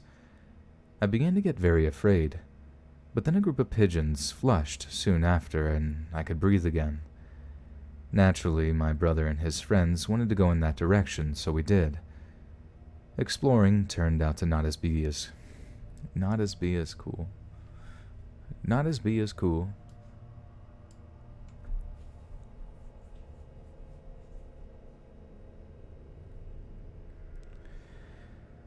Exploring turned out to not be as cool as I'd hoped.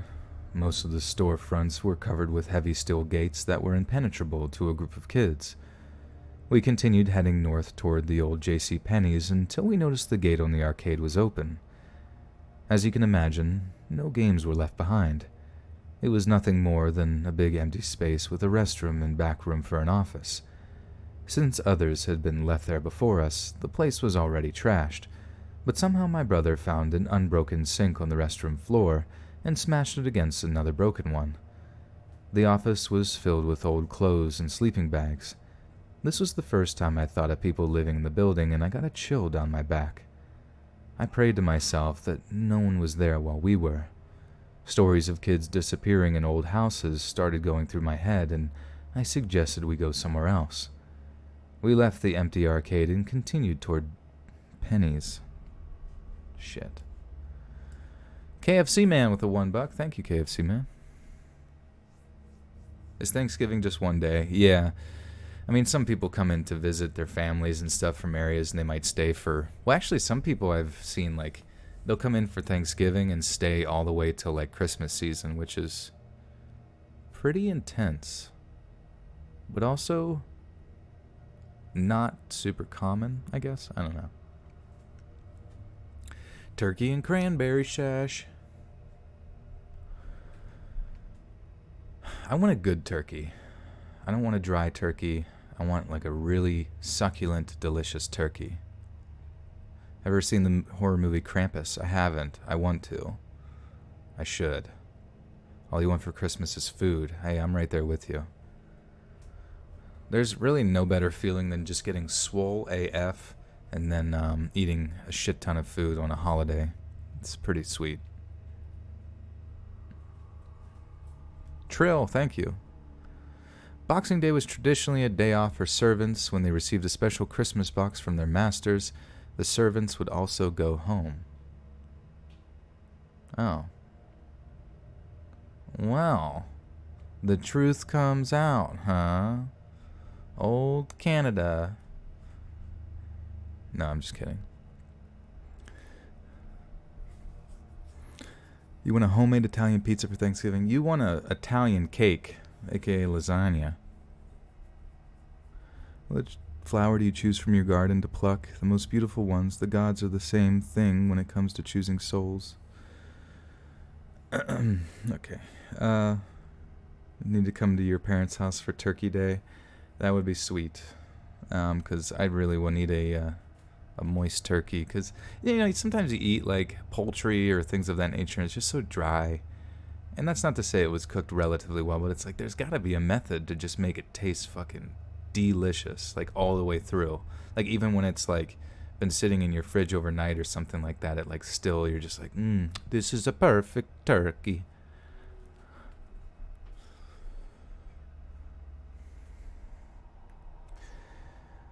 We left the empty arcade and continued toward Penny's. A few minutes later, we reached the old Gap store, and we found a huge... A few minutes later, we reached the old Gap store, and we found a hole big enough for us to squeeze through the gate. It was basically like the arcade inside. Old clothes and trash were spread everywhere. We decided to leave and look elsewhere. I had a little harder time squeezing my fat butt through on the way out. After a bit of a struggle, I made it. When I stood up, I saw a man standing in front of the old J.C. Penney's. A jolt of fear went through me, and I was frozen stiff. He just stood there, watching me intently. I could hear my brother and his friend behind me bickering about something, but I was too scared to say anything. The man kept watching until he noticed my brother squeeze out from behind me, followed by his friend. That's when he started yelling at us and running in our direction, My brother's friend was only halfway out of the hole when the guy started running. My first instinct was to run, and I did, but quickly remembered the other two with me. My brother was still back at the gate trying to yank his buddy out of the hole. His foot was hung up on something. The entire time this is going on, the man was getting closer. I was too scared to wait any longer and ran back to the gate and grabbed and ripped him from the hole. We got away just in time, it seemed. I was now running as fast as I could. My brother and his friend were fortunately right behind me. Unfortunately, the man was hot on their heels. I knew if I slowed down even just a little, he would catch us, and God knows what he would have done to us if he had. In less than a minute, we were back at the front doors and crawling out as quickly as we could. I watched anxiously as my brother and his buddy came out one by one after me. Before I could take a breath, I heard a man's voice say, "Well now, what are you boys up to?" Oh wait, that's not a police voice. "Well now, what are you boys up to?" I looked up to see a pair of police officers standing at the curb next to their car. I wasn't sure whether to be happy or not. I kept my mouth shut as one of them waved us over to him. This entire time, I'm expecting that man to come crawling out from behind the plywood on the door, but he never did. As we walked over to the officer, I told the other two under my breath to not say anything and let me talk. The officers met us halfway and continued to ask us about what we were doing. I only said that we were bored, so we went to look around, but we didn't see anything and were going back home. Just as I had finished my sentence, my brother's friend started to say something about the man chasing us, but I nudged him in the ribs and whispered for him to shut up. There was no way I was going to tell them I ran away from an adult who could have been a police officer like him.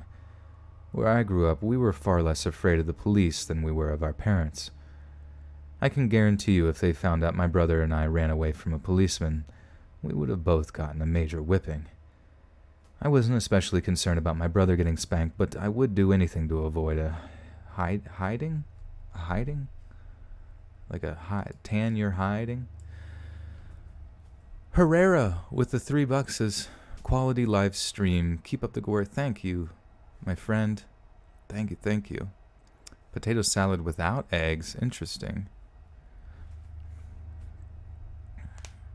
Does anyone remember the movie Monster House? I think I do. Is that animated?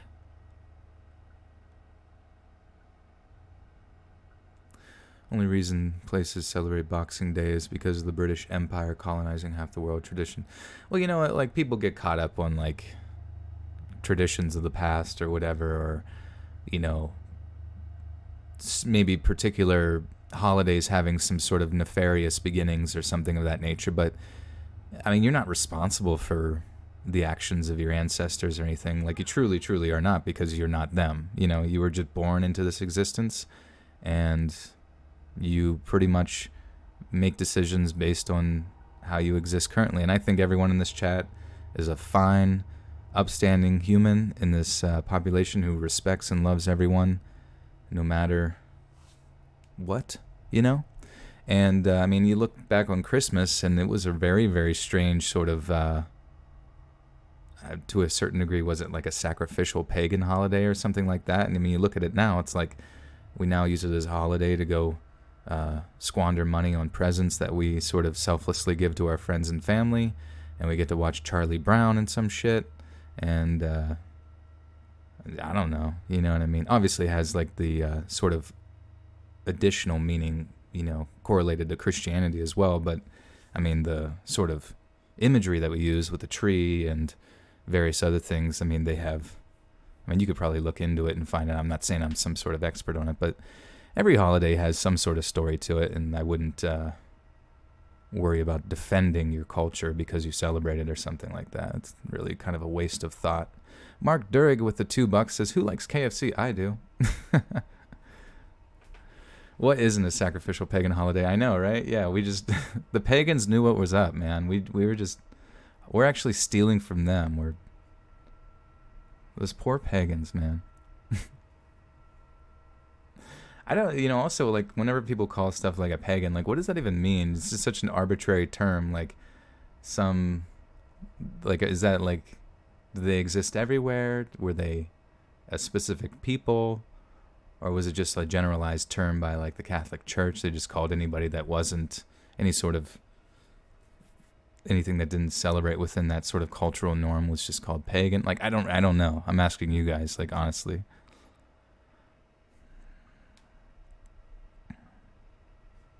Vodka with eggs. What in the world? Popeyes is better than KFC. Yeah, we don't have a Popeyes around here. So I did have Popeyes in an airport once. It was okay. I don't know if it was just because it's I don't know if this was in an airport, but I've had good airport food before. Buttery biscuits. Yeah, those are the best part. Honestly, if you go to any restaurant, I feel like they should just do reviews on comparing who has the best biscuits. I went to like Texas Roadhouse. Theirs were good. You go to Red Lobster's. Those are like top tier. I don't know, Demented Centaur, you're of the pagan religion. Yeah, what is that something like specific to an era of history, like going back to like Rome or something of that nature? Is it like sort of a mystery religion of sorts, or is there like something more modern? What's my favorite alcoholic beverage? I don't really drink at all. Not to knock on anybody who does, but I find alcohol to be relatively gross, like in its taste. I understand its uses and the people's desires to utilize it for the sort of buzz factor or whatever. So that makes sense to me, why someone would use it to do that. But at the same time, I've also been there, and the end game of, large consumption of alcohol to me has always ended up in vomiting, So eventually I've kind of become a Pavlov dog, where rather than having a positive feedback loop from consuming alcohol, I've always had a negative one. And when I'm hanging out with people, most of my conversations are just as good. If I'm not drunk or drunk, whatever, it's the same. I say the same shit. So for me, alcohol just kind of a waste of time. But I understand it is a social lubricant to a certain degree and can kind of take the edge off from time to time. Oh no, Jill, you got my cold. I'm sorry. Everybody's got it, dude. There's so many people in my gym and community that have gotten. You can just hear everyone coughing everywhere you go, and it's like, man, this is how you spread Ebola. Joel's vomit ASMR. Yeah, that's my least favorite feeling, man, is vomiting. Maybe not my least favorite, but I'm sure there are many, many other negative feelings. Thanksgiving is the only non-pagan holiday. I'm sure there's got to be some sort of interesting correlation there we could dig into. You guys have to be my researchers and look into this, because maybe we could do some sort of documentary about these sort of underlying nefarious tales of ancient holidays and the secret history of Christmas. Joel spreading the plague, the bubonic. I think that's out in California, though, in San Francisco. It's making a comeback. Have you had pina coladas? No, I do really like those kind of like fruity drinks. Like, they are fun, you know what I mean? But if I'm going to drink something sweet, I might as well just drink a Dr. Pepper cherry. You almost forgot your hydro flask? Oh, no. Lila says, how many stories? So this is story 5 of 7. So we're almost done with this one. Another paragraph or two. In some circles, Christmas is considered pagan. Yeah. There's a lot of like sort of, I don't know which cult, like Christian sort of fundamentalist cultures, like I guess within like the Seventh-day Adventists, they tend to avoid all holidays because it's satanic or some shit, you know what I mean? But when you look at it, it's like, sure, it is like a consumeristic holiday in the fact that that's when most department stores and stuff like are making a killing, and when most like people like Best Buy make like all of their profit in the span of like a couple months. Sponsored by Dr. Pepper Cherry. Yeah. But for the most part, Christmas is a good, positive thing in our culture. It brings families together. It kind of gives you a reason to connect with other people. It gives you a reason. People say the Christmas spirit. You give money to friends, family, Those in need, maybe instead of spitting on a homeless guy, you give him like a nickel or something like that, you know? You just change it up. You change it up a little bit. But I don't know. People think too much into stuff, especially within sort of the religious context, and I think maybe there's some sort of underlying demonic energy blah, blah, blah, surrounding it, but I wouldn't waste your faculties on worrying about things like that when you could just go buy your kid a Transformers doll or whatever. Yeah, 600 peeps, guys. Thanks for being here.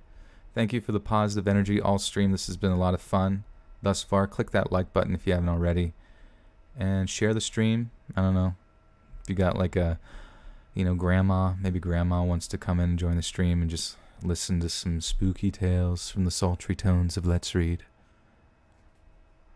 Getting so many wise dad moments. Yeah. I remember one friend told me, it's like, dude, you're already a grandpa. Like, you don't even have kids or a wife, but you're already a grandpa. And I'm like, yep.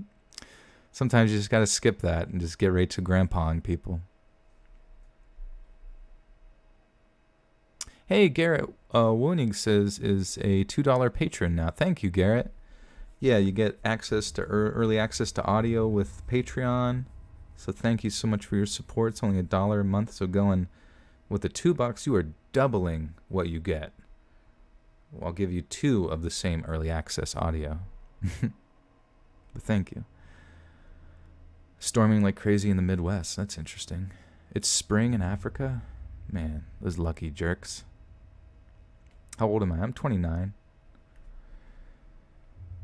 I wasn't especially concerned about my brother getting spanked, but I would do anything to avoid hiding from my dad. And don't get worried. Our father never abused us. We came from a very loving home, but whenever we made a big mistake, we knew a few whacks from his giant hands were soon to follow. Anyhow, what followed was the usual serious talking to about dangerous old places and responsibility. Then the officers drove us home.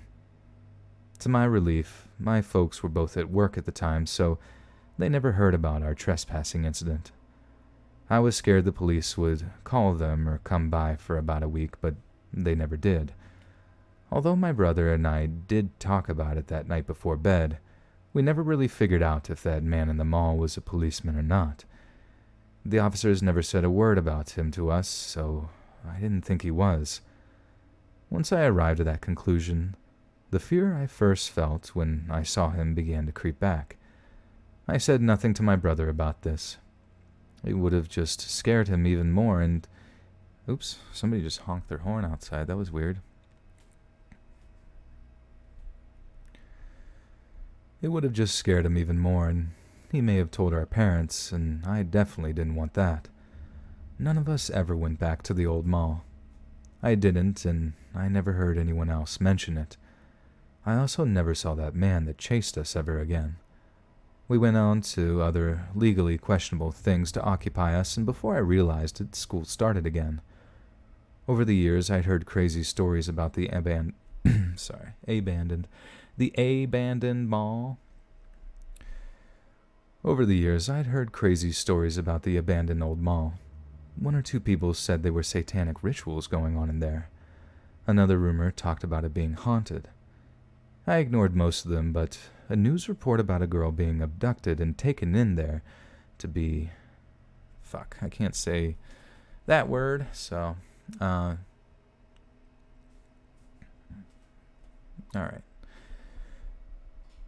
I ignored most of them, but a news report about a girl being abducted and taken in there to be assaulted did catch my attention. She stated that the man carried her into the abandoned pennies and had her way. I wondered for a little while if it was the same man, but I never saw a picture or anything else, so I let it go. In 2005, when the city finally made the decision to bulldoze the old place, I supported it fully. A plan to restore the building and make it some kind of expedition hall was thrown around briefly, but it ultimately went in... Oops. Does anybody go to a chiropractor? I'm honestly curious if they are, beneficial, or if they're just Snake oil salesman. A plan to restore the building and make it some kind of expedition hall was thrown around briefly, but it ultimately went nowhere. I went down there the day of the demolition and took a few pictures. Seeing that old, rotten building go down filled me with a bit of belated relief. It seemed to serve as some type of way to close the book on a terrifying chapter from my past, regardless of how minor it may have been in hindsight. Not to mention the very idea of my son going into that dump all those years later scared me far more than any yelling and crazed man ever could have. Jamie, you go into one? I mean, I've been to one before, and it feels good, but my curiosity is this something that, like, is it detrimental to you over a long period of time? Do you, or is it very helpful, you know? Or should you get a massage beforehand or something and then get crickety-cracked? Like, I'm just curious about the whole process, you know? Because I've gone to some, and my hips have a lot of, like, muscle in them, but it's very tense, you know, it's very tense muscle from just lifting and stuff like that. And even like bigger, you know, chiropractic individuals have tried to push on my hips to crack them, and they just can't. Like, they literally can't push it back into whatever place. But I'm fairly certain that, like, to a certain degree, my hips are kind of out of alignment, because when I do squats, it's sort of a little bit asymmetrical to a degree. So never go to that acupuncture. No, I never did. That would be interesting. Well, according to Shakira, hips don't lie. Now, that is true. They dictate everything in life.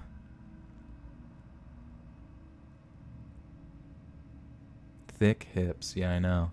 I need once you get done smacking that cat's thickness, if you can knock my bones into place. My spooky dooky skeleton bones. Hallie Long with the 2 bucks says, I'm a massage therapist and they are very worth it. Okay, nice, yeah. That'd be cool to go somewhere where they just do like a combo pack. Break all. Dude, honestly, I would be okay kind of with being in like mild sense of pain if there was like almost like a robotic bed you could get in, or like a futuristic cryo chamber sleep thing where it like fills a thing with goo. Maybe they have a breathing mechanism for you. It like fills it with goo, or maybe just up to like your neck and shoulders or something, and then like the goo just starts like, it's like fingers and like starts rolling and stuff, and it's just like breaking up in like the most like hyper specific ability to dig into all of your muscles all at one time. And it's, you know, obviously it would feel very strange, and then maybe to a certain degree kind of painful. But then afterwards, once it releases, you just all that blood rushes back to everything, and all your muscles and tissues are broken up. You drink some water, you pee out all your, all the black sludge that was in your muscles and body, and you're good to go again. That would be sick. Invent that, please. All right, chat. 625 of you here. One of you's got to figure out how to do like the futuristic massage parlor. Thick hip. I remember when I was watching the Jason X. What the heck? They have snake massages where they let snakes slither on your back. I don't feel like that would be helpful. That would just keep me tense the whole time, but maybe it works. Maybe snakes are the answer, guys. I'm going to have to just get me some snakes and let them in my bed while I sleep. Osteopathic specialist can actually look at your bones and tell you what's wrong and how to correct it. Okay. That would be interesting.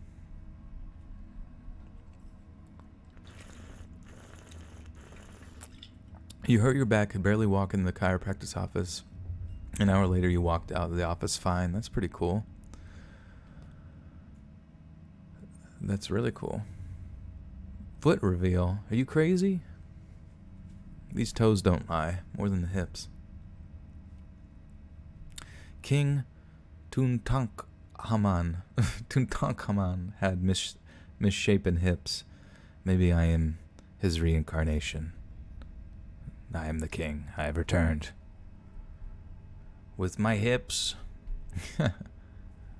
Magnetic particles. Okay. But yeah, when I was watching Jason X, I forget what happened, if it was with him or somebody, like, basically you go into this little chamber and then these magnetic particles, like these sort of nanobots, crawl into your skin and sort of rebuild themselves within, inside, from the inside out. And I was like, man, that is so cool.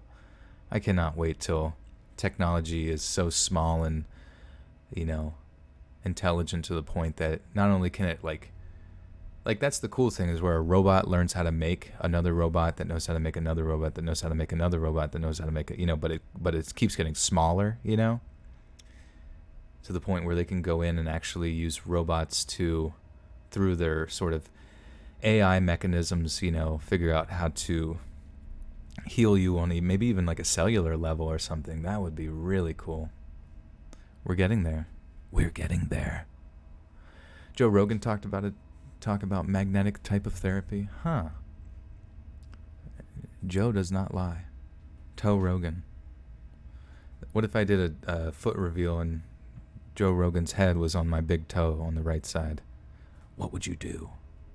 What would you do?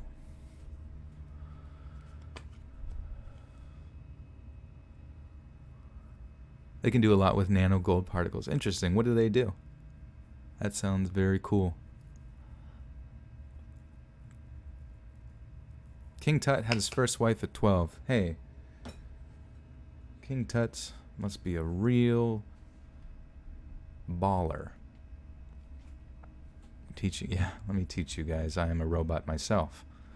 You need robots to fix robots. But don't give me any sort of logical problem and put me in a loop, because my head will explode. KFC Man with the $1. Thank you, KFC Man. Now we just need Popeye's Man in here to compete. Right after I turned 16, my sister's boyfriend got me a job at the mall's 5-screen movie theater.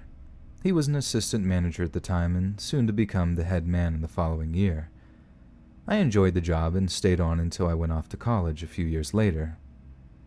And even though I have a ton of scary stories that went down over my time there, and I may share those in the future, the one I'm sharing with you today occurred in the mall our theater was attached to.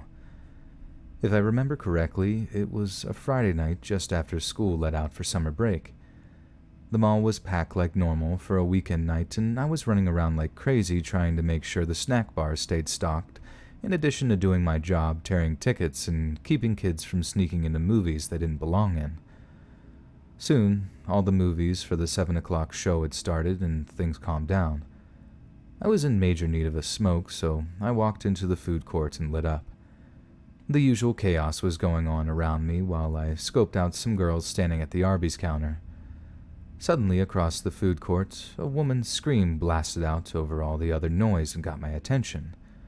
It took me quite a while to understand what she was saying until I finally heard her say, "My daughter. Somebody help me, I can't find my daughter." Once I'd put it together, her actions made a lot more sense. She was running around frantically, looking closely at almost every young girl she passed. Several women heard her screams and were doing their best to calm her down and help. By now, a few of the other employees at the theater had heard the ruckus and came out to see what the matter was. I explained the little I'd heard to them, and we continued watching with a mixture of concern and ghoulish curiosity. The mother's panic and fear began to spread through the food court. Other mothers started calling and reaching out for their children. A security guard arrived, and the mother and a group of other shoppers were talking to him. He was soon joined by 2 other mall guards, and I could see them shaking their heads in a no motion. Hearing this caused the mother to begin crying, and a few women in the group attempted to soothe her. In a matter of seconds, the situation was to become a horror all mothers fear. While myself and a few girls from the snack bar were composing some possible theories among ourselves, a man came running into the mall from outside and approached one of the security guards. They said a few words to each other and walked back outside. We weren't sure what this meant, so we continued to sit and wait for any news. Less than 5 minutes later, we noticed the head security guard talking into his walkie-talkie. We knew the serious look on his face couldn't be good. He led the mother through the food court and out the doors. The mood in the food court was serious and almost no one was speaking. Some of the shoppers had a hopeful look on their faces, while most looked very scared. Although we hoped to see the mother come back with some good news, she never returned. Some shoppers were looking through the doors to the outside, and a few had walked out to get a better look, but could only see a group of people about 100 yards away, surrounded by flashing police lights and cars. When this news spread, the mood grew far grimmer. Things got so quiet at times you could hear a pin drop. We must have been gone too long because one of the assistant managers had to come out to bring us back to work. Even after we filled her in on what was happening, despite the concerned look on her face, she demanded we return to the theater. So, with a sense of growing dread, we returned to our jobs. I went back to my assigned tasks and tried to put the tense situation into the back of my mind. Probably 10 minutes before the last 7 p.m. show let out, an employee from the burger place came into the theater to fill us in on the missing child. He seemed to be overcome by the news as he told it to us. The good news was that they had found the little girl. The bad news was far worse. It appeared that the little girl, barely 5 years old, had gotten away from her mother somehow and ended up walking around alone in the parking lot. The last part was the hardest for him to say. At some point after she made it outside, a car that was cutting through the parking lot ran her over. By the time he'd gotten this part out, he was visibly weeping. The girl from the snack bar had been standing nearby listening, and they began bawling themselves. I could feel tears begin to well up in my eyes, so I slipped off to the broom closet to be by myself. The shoppers that had waited together in the food courts must have already heard the news for themselves. When I returned to the main floor, I could see small groups and sometimes single people leaving the mall with tears in their eyes. I almost began crying again, but I choked it back. Although the mall was open until 10 p.m., it was emptied out after the news had spread to most of the shoppers. I could see the employees inside the various businesses shutting down the gates and heading to their cars. All had the same distraught look on their faces that I and the rest of my coworkers probably had. The 9 p.m. rush came and went without me noticing. Once I finished my closing tasks, I caught a ride home from the guy in the ticket booth. On the ride home, not much was said. The next morning, I went about my day like I normally did. Washed my work clothes, had lunch, things such as that. The entire time I did my best to put the night before out of my mind. I think my sister tried to talk to me about it at some point, but I said nothing. That evening at the theater, most of us ambled through our jobs like a group of zombies. Occasionally a customer would bring it up, but none of us felt like talking about it. At the end of the night, I called my dad to pick me up. I hoped he hadn't heard about it because I knew he'd want to talk about it if he had. That was the last thing I wanted to talk about. The whole scene was just too depressing for me. I was happy he hadn't. After reading the Sunday comics in the paper, a rush of morbid fascination led me to search for an article regarding the incident. I was hoping the guy who had told me was wrong, but when I came across an article laying out the entire ghoulish scene, I knew he wasn't. According to the paper, the driver was a 43-year-old man from Allen. He swore he hadn't seen the little girl. The police confirmed that even with his headlights on, that area of the parking lot was hard to see in. When asked if the mother would see any charges, the police answered with a firm no. The article ended with a brief quote from the mother. She simply said, "I can't believe this has happened. My husband says I shouldn't blame myself, but I do and always will. Without my daughter here, I don't want to live." All these years later, I still tear up when I remember that terrible night. 5 years ago, I was reminded of it when my youngest managed to slip away from me. Even though he was quickly found, I could see nothing but that poor mother's face before me and think that she was never able to experience the relief I was feeling at that moment, and never would. Oh no, I didn't press record that entire time. Just kidding. But I did make it through that entire thing without messing up, so that's pretty sick. That's pretty cool. It's almost like I know how to read. Dude, food, what else is there to talk about besides food? Everything else just makes us yell at each other. Just kidding, everyone's very nice. Covering the particles in pharmaceutical coatings for dispersal on the micro level in targeted areas. I don't do that though, lol. I'm a metallurgist. Metallurgist? Metallurgist? Metallurgist. Is that the word? I don't know how to say it. Metallurgist. Covering the particles in pharmaceutical coatings for dispersal on the micro level and targeted. Oh, okay. Yeah, like using silver and gold and that kind of thing for healing properties and stuff. I've definitely heard of that for sure. That's pretty cool. Hopefully soon those scrubs you use on your face will have little robots in them that'll pull out blackheads.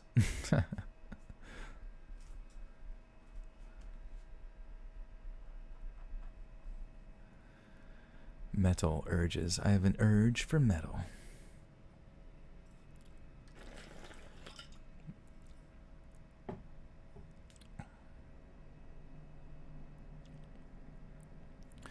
All right, $727.58 raised so far, guys. That's huge. Thank you for all the donations, and you can see more about everything down below in the GoFundMe that's linked. That's huge. Seriously, thank you guys. Has anybody watched Dr. Pimple Popper? Yeah, it's hard to avoid that person. It's just so addictive and disgusting. But yeah, guys, we're gonna match that at the end of the stream on the GoFundMe. And I just really thank you guys for being here tonight. What's one piece of advice you could give right now?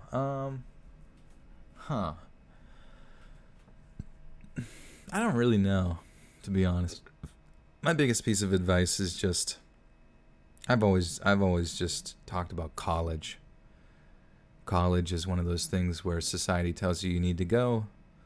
You go into they give you upwards of $100,000 in debt by the end of it. Not always. And a lot of times people go, they don't even really know why they're there. Yada yada. You get out, and all of a sudden now you have to pay your tuition back with $600 to $1,000 a month or something like that for a degree that you never used. And you can imagine, say you would have gotten a loan for a home right out of right out of high school or something. Instead, I don't know if you would have gotten that loan. Maybe your parents could have co-signed it with you or something of that fashion. I don't really know how that works, but say you could have you bought property or something like that. Some sort of investment, and then you were a landlord or something early on, and your mortgage is, I don't know, say $1,200 a month.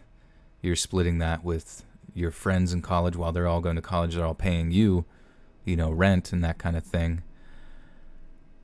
Yeah.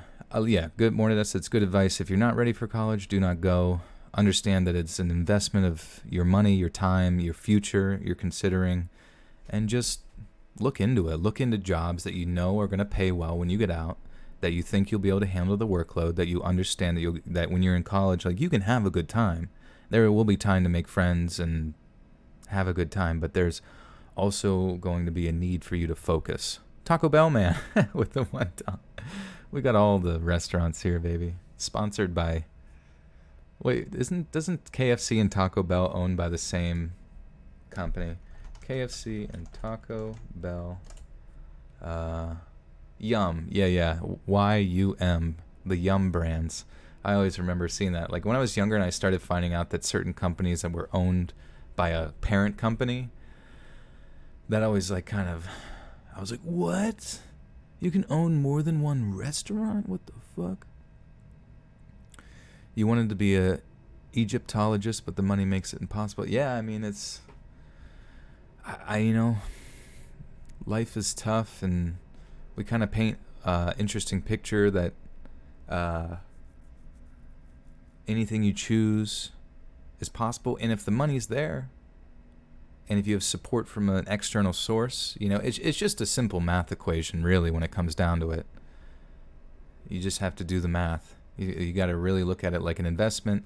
There's so many other things, like the guy from Dirty Jobs. People always mention him, but he always talks about, getting certain tech jobs, like being a plumber, being an electrician. My roommate's watching a lot of this one channel called Homemade Homes right now, and this guy, based on his skills that he's learned since his childhood, he lives in like Tennessee or something. He flips houses and then sells them or rents them and that kind of thing. And he's utilizing all of his skills, his electricity skills, his plumbing skills, his woodworking, yada yada, to turn a massive profit, almost like in his words, start an empire. You know what I mean? So KFC owns Long John Silver's too. Oh man, I love Long John Silver. It's so good, so tasty. And then they own A&W too, because I remember they always had A&W, like root beer and shit. Did I miss a donation? Oh yes, Crystal with the 2 says, taquitos are life. Damn straight. Thank you. Good to see you back, Crystal. I forget you said you went to bed or were bouncing up, but I'm glad you're still here.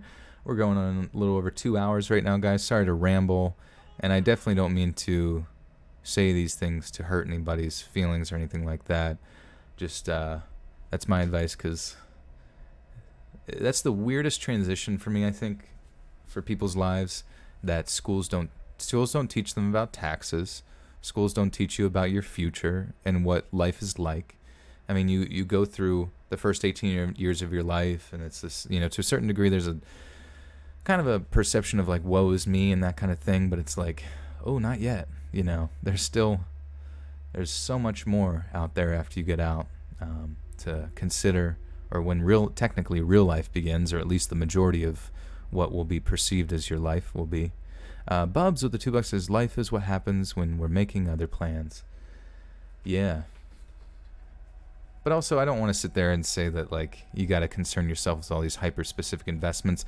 I would also say, go live reality. Go live it out. Hello, Let's Read Man gives $1. Hello. How are you? Yeah, further education is a personal choice, not always a necessity, and you just have to really look at it as an investment. Just don't follow the crowd, don't follow everybody else, because don't jump on board, because I'm sure for a fact, like, your friends or whatever, wherever they're going, like, you could probably go work at the bar down the street as a server or a bartender or whatever, and make more money than they do, and still get to go party with them and that kind of thing on the weekends, and come out of there with no debt, while they're, maybe by the time all is said and done, they're right at the bar working with you as well, So sometimes you just have to take a second, sit down, and just think. You just have to take a second, just put everyone away from you, and just think, what am I doing? What am I doing? What am I doing? Don't panic or anything like that. Just make a plan. Write it down, Write your plan down. Say, what am I doing? What do I want to do? What are my goals? How do I make it happen? What is the cost of this, that? Make a budget. Just don't do flips off of cliffs, That's all I got to say. All right. Yeah, Kiriana, it's crazy. Like, it's almost like they don't care. Jill, you can mail that cold to me.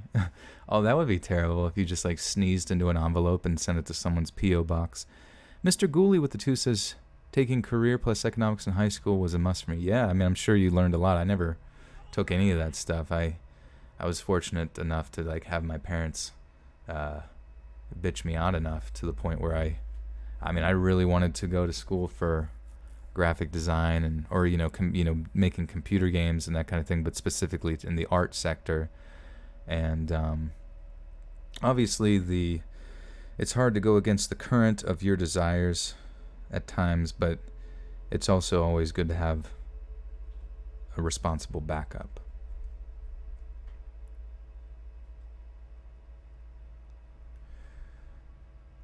I've heard a lot of stories here in which individuals have discussed some of the most scary and horrible things that have happened to them in their lives. A lot of them have sounded like they were very traumatic at the time in which they occurred, but a small amount wasn't even half as bad as the person thought it was. I'm sorry, but if you have to get therapy for the rest of your life because your boyfriend slapped you, you have much bigger problems than your choice of men.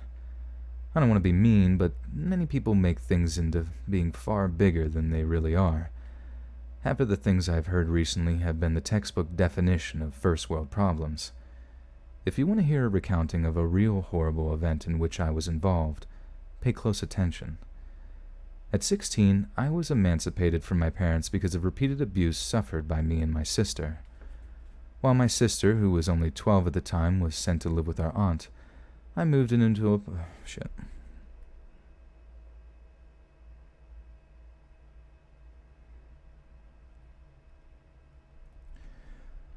While my sister, who was only 12 at the time, was sent to live with our aunt, I moved into an apartment with my boyfriend. Despite it being terribly hard to find a job at that age to pay my bills, I did it, and I don't mean by selling myself like many of the runaways and the street girls I had met.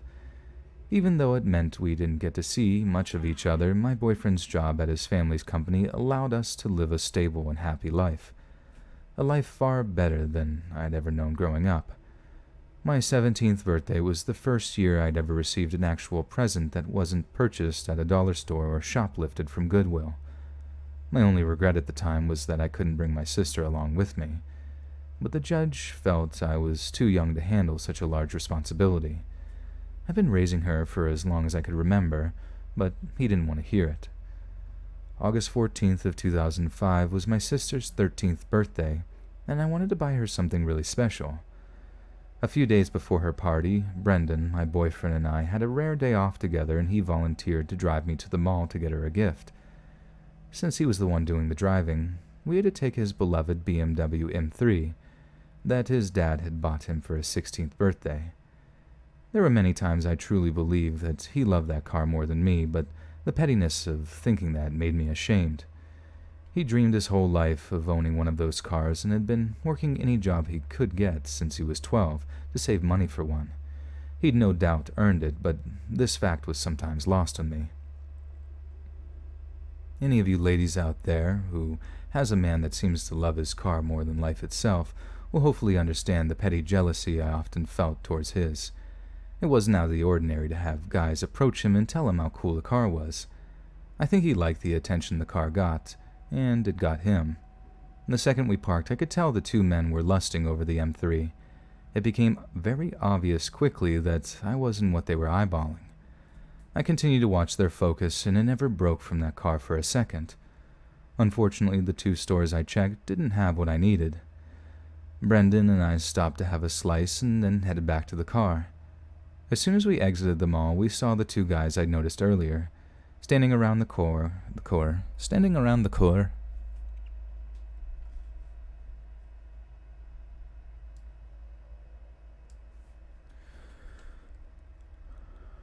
The time was approaching. Okay. As soon as we exited the mall, we saw the two guys I'd noticed earlier, standing around the car like they were waiting for us to return. The time was approaching 9 p.m. and it was already getting dark. The parking lot was almost completely empty. As we got closer to the guys, I started to get a weird vibe from the two. Their body language was tense and unnatural, and as they spoke to each other, they would laugh in an obviously uncomfortable manner, almost like they were attempting to soothe their nerves. Hey. Sierra McQuarta. I honestly don't know if I'm pronouncing that right because I saw it earlier, but thank you, and thank you for being a full-grown pizza and joining the Buttersock cult. Everybody, welcome Sierra. I still don't know if I'm pronouncing that right. Please correct me so I can learn.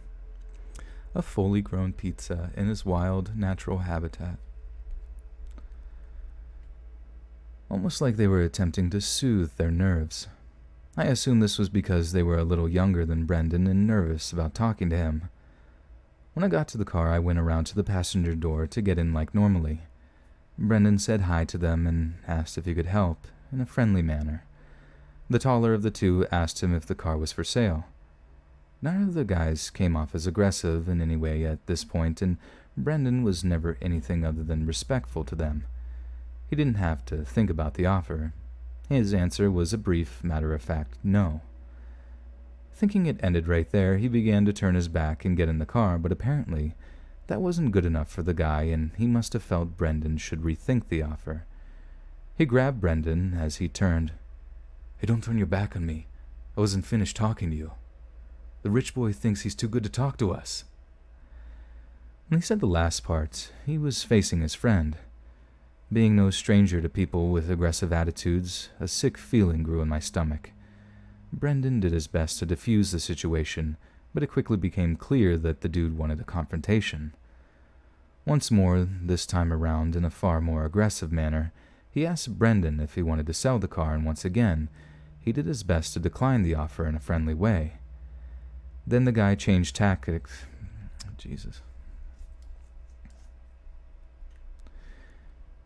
Then the guy changed tactics and demanded that Brendan give him the car. When he said this, I started to feel very scared. This idea must have struck him as insane because when Brendan heard it, he began laughing uncontrollably in the guy's face. His expression showed just how angry Brendan's reaction made him. This was when he pulled the gun and stuck it in Brendan's face. My body began shaking the second I saw it. Now it seemed we were getting to the actual goal of this exchange. We were going to be robbed. I glanced over at the other a-hole standing at the back of the car. His rotten teeth filled... Whoopsie-daisies.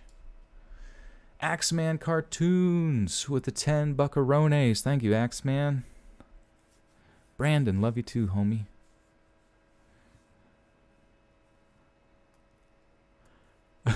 Hey, Billy, what's up? Welcome back. Oh, your Bluetooth wasn't charged. Oh, no. Billy, you're just in time for the last story. It's hot. It's really hot in here.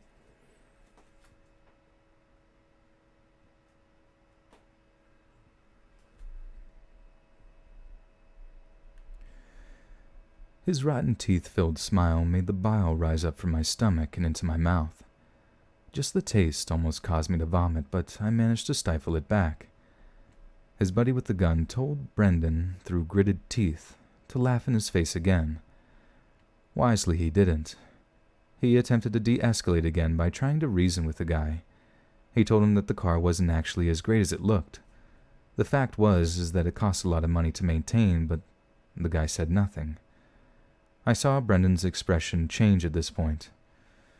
It was a look I'd only ever seen once. He was terrified and knew he was in trouble. This desperation caused him to do something very foolish. When the guy looked back toward his partner, Brendan grabbed for the gun. They began fighting for control of it, and soon fell on the ground out of my sight. I was afraid the guy's partner would rush to help him, so I rushed him instead. It didn't take long for him to throw me off. Just as I landed, I heard the shot. It made me jump. I had to see if anyone had been hurt. When the guy with the gun ran past me to his car, followed by the other, a horrible feeling came over me. Even before I'd seen him, I knew Brendan had been shot. Honestly, I was too terrified to look, but I knew I had to. What I saw would take away my will to live for many years to come. He was lying flat on his back, writhing silently in pain and staring hopelessly into the starless sky. I shuffled over to him as fast as possible in a vain attempt to stop the blood pouring from his stomach, doing my best to make his end as peaceful as possible. I held him and sang quietly to him as he slowly bled out in my arms. I'm not really sure how long we stayed there. Does it really matter? I'm sure he'd already been dead for some time when the ambulance and police showed up. Those monsters ended his life for this stupid car. In the end, didn't even bother to take it with them when they left. What a waste. If anybody reading this cares about what happened to the two guys, I have 2 words for you. Not much.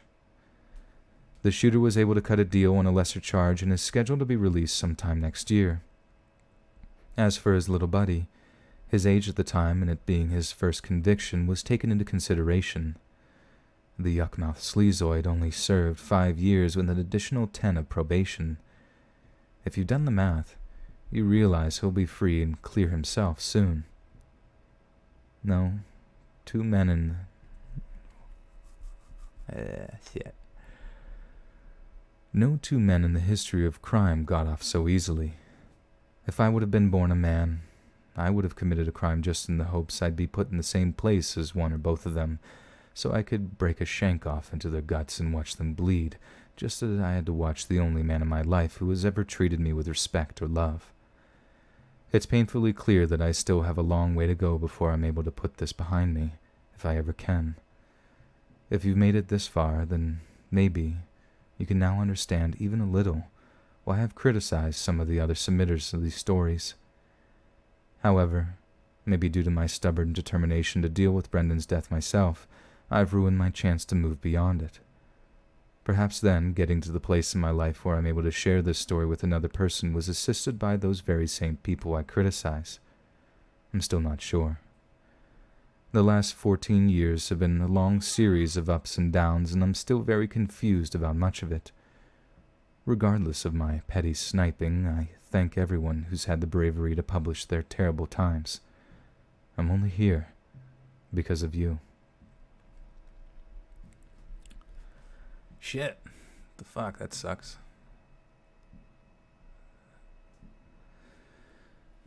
Sometimes I hope these stories are made up just for the sheer fact that that would be so that's just so freaking sad. Like, how else do you even process that?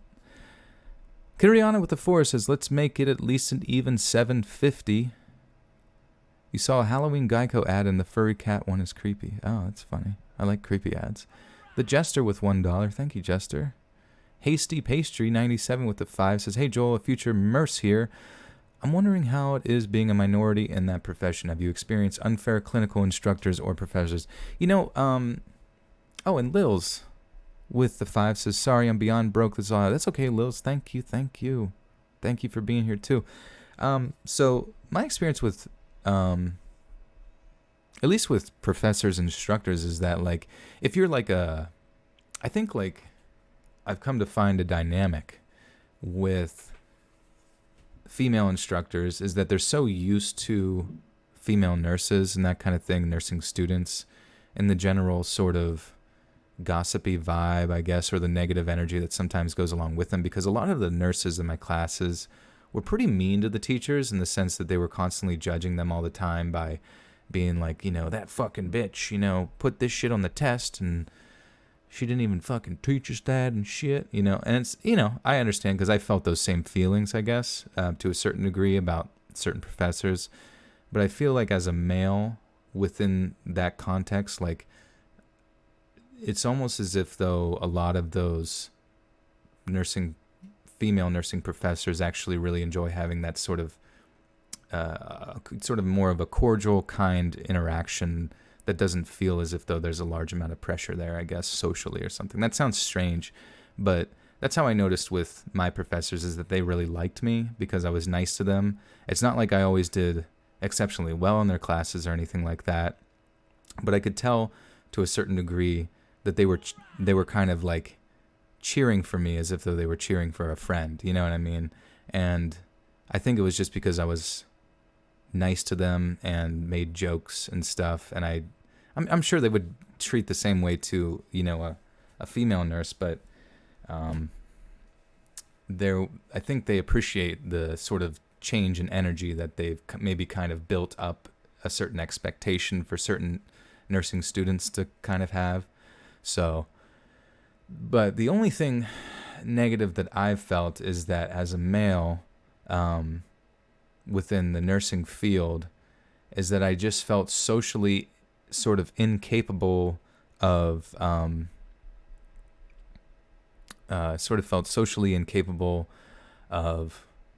feeling satisfied within the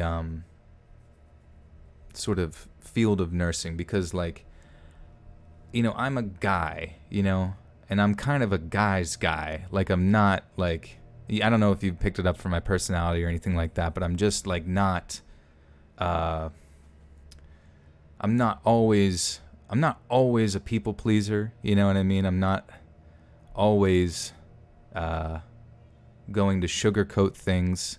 And I think in real life, there are times when maybe I'm brash or something like that. I'm not really sure. But also, I just socially am not necessarily into the same things that, the majority of female nurses might be into for, per se, conversation at the nurses station for something like that. So, like, I, I noticed to a certain degree that, like, female nurses, their perception of male nurses are just like, there's some that really like you. They like you because you're a different energy and you're funny. You approach things without like a sort of sense of drama to it, but you also but then there's the other degree, the sort of maybe more A-type personalities that has to have everything, every duck in a row within that field, that may start to perceive your sort of aloof nature as a male to be, to a certain degree, annoying or like a joke, you know what I mean? Or almost like you're not as focused as they are on this like thing that they identify very strongly with as like their, greatest achievement or something like that. So it's almost as if, though, if you don't take it 100% serious all the time or something like that, not that nursing, like in the sense, like if you don't mesh with them perfectly, I just remember for a long period of time, it was almost just like they look at me and various other male nurses and kind of just see us as like the floor comedians. Like that was only kind of like our only real use was to be the sort of comedic reprieve to, their stressful nature that they sort of place on themselves most of the time. And it was kind of frustrating to be around because there was a lot of anxiety, just like a lot of high energy anxiety that like I don't like to absorb. Like I don't like it to penetrate me. That sounds funny, but like I just don't want it to be me. I don't want it to be around me. I don't let it get to me.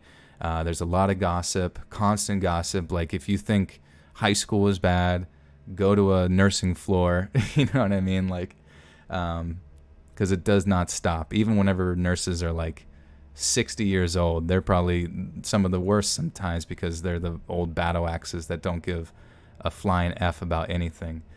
And like, so it was tough for me because I was more of like the creative type. I like to talk about concepts and ideas and strange things and making things and all sorts of weird stuff because, that's what I was exposed to for entertainment growing up, utilizing YouTube and the internet and that kind of thing. And most of the people there, maybe it's just my demographic at the hospital that I work, but they just seem to have no interest in that. They'd rather talk about, having babies and the latest bullshit that, Cassandra has done, you know what I mean? Or whatever the fuck. And it's just like, so that's why I just want to thank you guys infinitely for supporting me here on YouTube, because to break free of that sort of mental torture, it's not mental torture. It was just that like every day I would go there, it was a struggle knowing that even whenever I was done dealing with people at their lowest lows physically because of an illness that they have. Oh, hey Jamie. I should probably read these donations here instead of just literally going on a massive rant right now. Channel Stars with the 2 says, love you, man. Thank you, Channel Stars. Thanks for the 2. And I knew that there was a few donations that I missed. I didn't. Yeah, sorry. And then Rabbit0 with the 1. Thank you, Rabbit. And Jamie says, with a $100 donation, says, sending all the love. Also, earlier I said Sam, but didn't mention her as Dark Wolf Reads. Oh, yes. Which is awesome. Sam got into the narration community here recently as Dark Wolf Reads, which go subscribe to her if you haven't already. And thank you guys. Thank you for that. This has been a huge stream. Yeah, nursing is stressful. It's stressful in the nature that like like I said, like I would get done with dealing with people at their lowest lows. You know what I mean? I would get done with with people at like who are sick, who are dying, who are dealing with bullshit, and it wasn't easy. You know what I mean? And some people were amazing. Some people you deal with, they're literally amazing. Like it's almost just like they're the you could, like old people going through the most pain ever, and they're just like, I just take a Tylenol. You know what I mean? And yeah, so whenever you would finally break away from that, get back to your nurse's station and look around and just realize that you're like, I don't fit in here at all. Like, I don't relate to these people. Nothing they're saying is of interest to me. Nothing I say is interesting to them at all, other than me, maybe I crack in with a joke here and there, you know what I mean? So it's just kind of like, you kind of to a certain degree understand why there is a level of separation, in the demographics of how nursing is split up and stuff. But I would say if you are a male nurse, if you're still in this chat, I'm not sure if I rambled so long you fell asleep, but if you are a male nurse going into the field of nursing, I would highly suggest that you get into more of the critical care scenarios. Avoid med-surg floors, or if you're on one, get out of it as quickly as you can. Get somewhere where your sort of general poise, your general focus is going to be more valuable than your ability to gossip, is all I can really say. Like, go somewhere where the work is actually going to be the focus rather than some sort of social construct, you know what I mean? And that goes for anybody, you know what I mean? Like, if an environment that you're working in is not appropriate for you, there are other options. And it definitely, especially within nursing, it's nice because you have a lot of leniency in that world to go somewhere else, try something different, because environments do really fluctuate between different types of nursing and that kind of thing. And you can always advance to other different positions as well. So yeah, that once again, that was not to me saying all that stuff was not to poop on nurses because I was one, but it was mainly it was just to say that I'm thankful I'm here. I'm thankful I took the leap to pursue YouTube, and I'm thankful that you guys are so amazing throughout all this, because you've helped my mental fortitude tremendously, and it's been amazing to have this as an outlet. And look at this, we raised, how much did we raise? Like $865.50 from donations, which, multiplying that by the number of 2,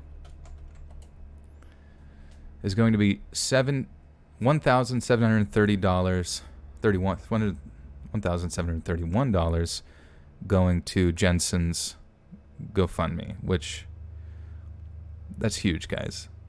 It's amazing. So I'm going to read this outro here as we venture off. I do believe that was the final story of the night.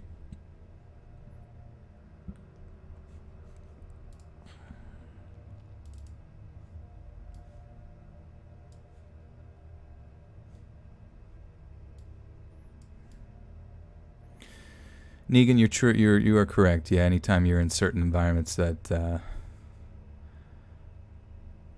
maybe my personality is just one that's better off isolated in the woods somewhere. I don't even know, and you guys can just hear my disembodied voice from afar. Who knows? But I'm gonna read the outro here, but I think I'm actually going to include that part earlier where we had some funny, like where I actually left it continuing to record. In at the end for our little nudge wink wink, if you know what I mean.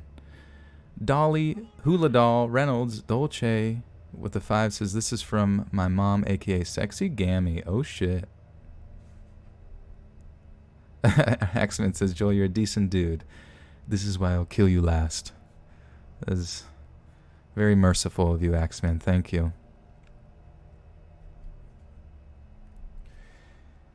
Hey friends, thanks for listening.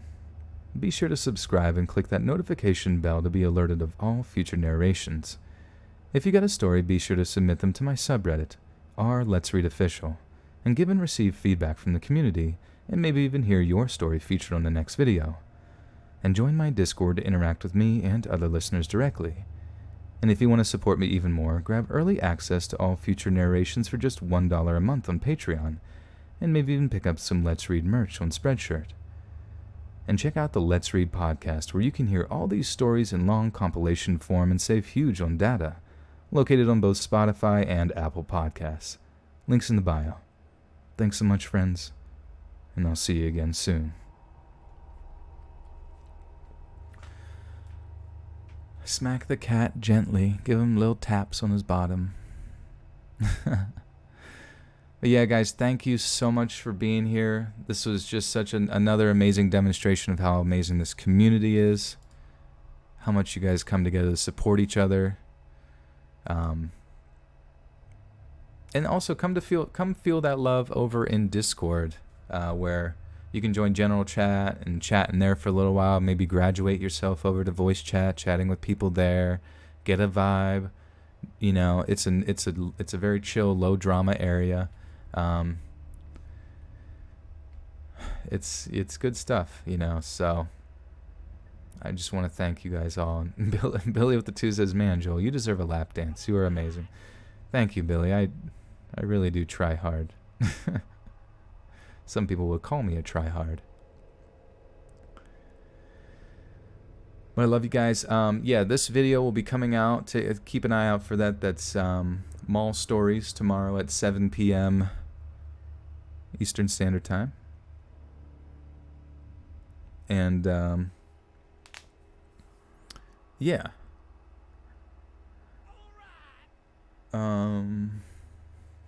Eastern, yeah. So and then the early access audio will come out on Patreon first. I'm probably gonna go. Well, it's midnight, so maybe I'll get some food, or maybe I'll just get right to editing. Probably shouldn't eat this late, but hey, fuck it, dude. And then also keep an eye out for Jensen's GoFundMe down below. If people you know would support that cause, share that with them. Let them know. Let other narrators know. Maybe they'll also do like a stream. You know, that would be pretty dope. But obviously, whatever they're comfortable with. And yeah, guys, thank you so much. I love you, and I'll see you again soon.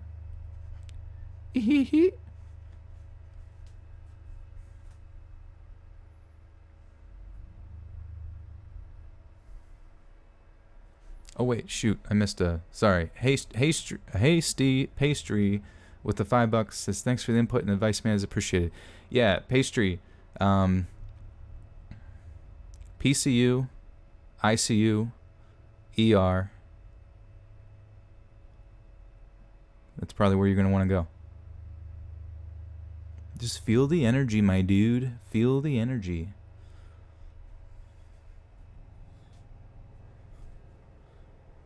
And just and keep a good just keep a good sense of humor, because that's sometimes the only thing you can hang on to.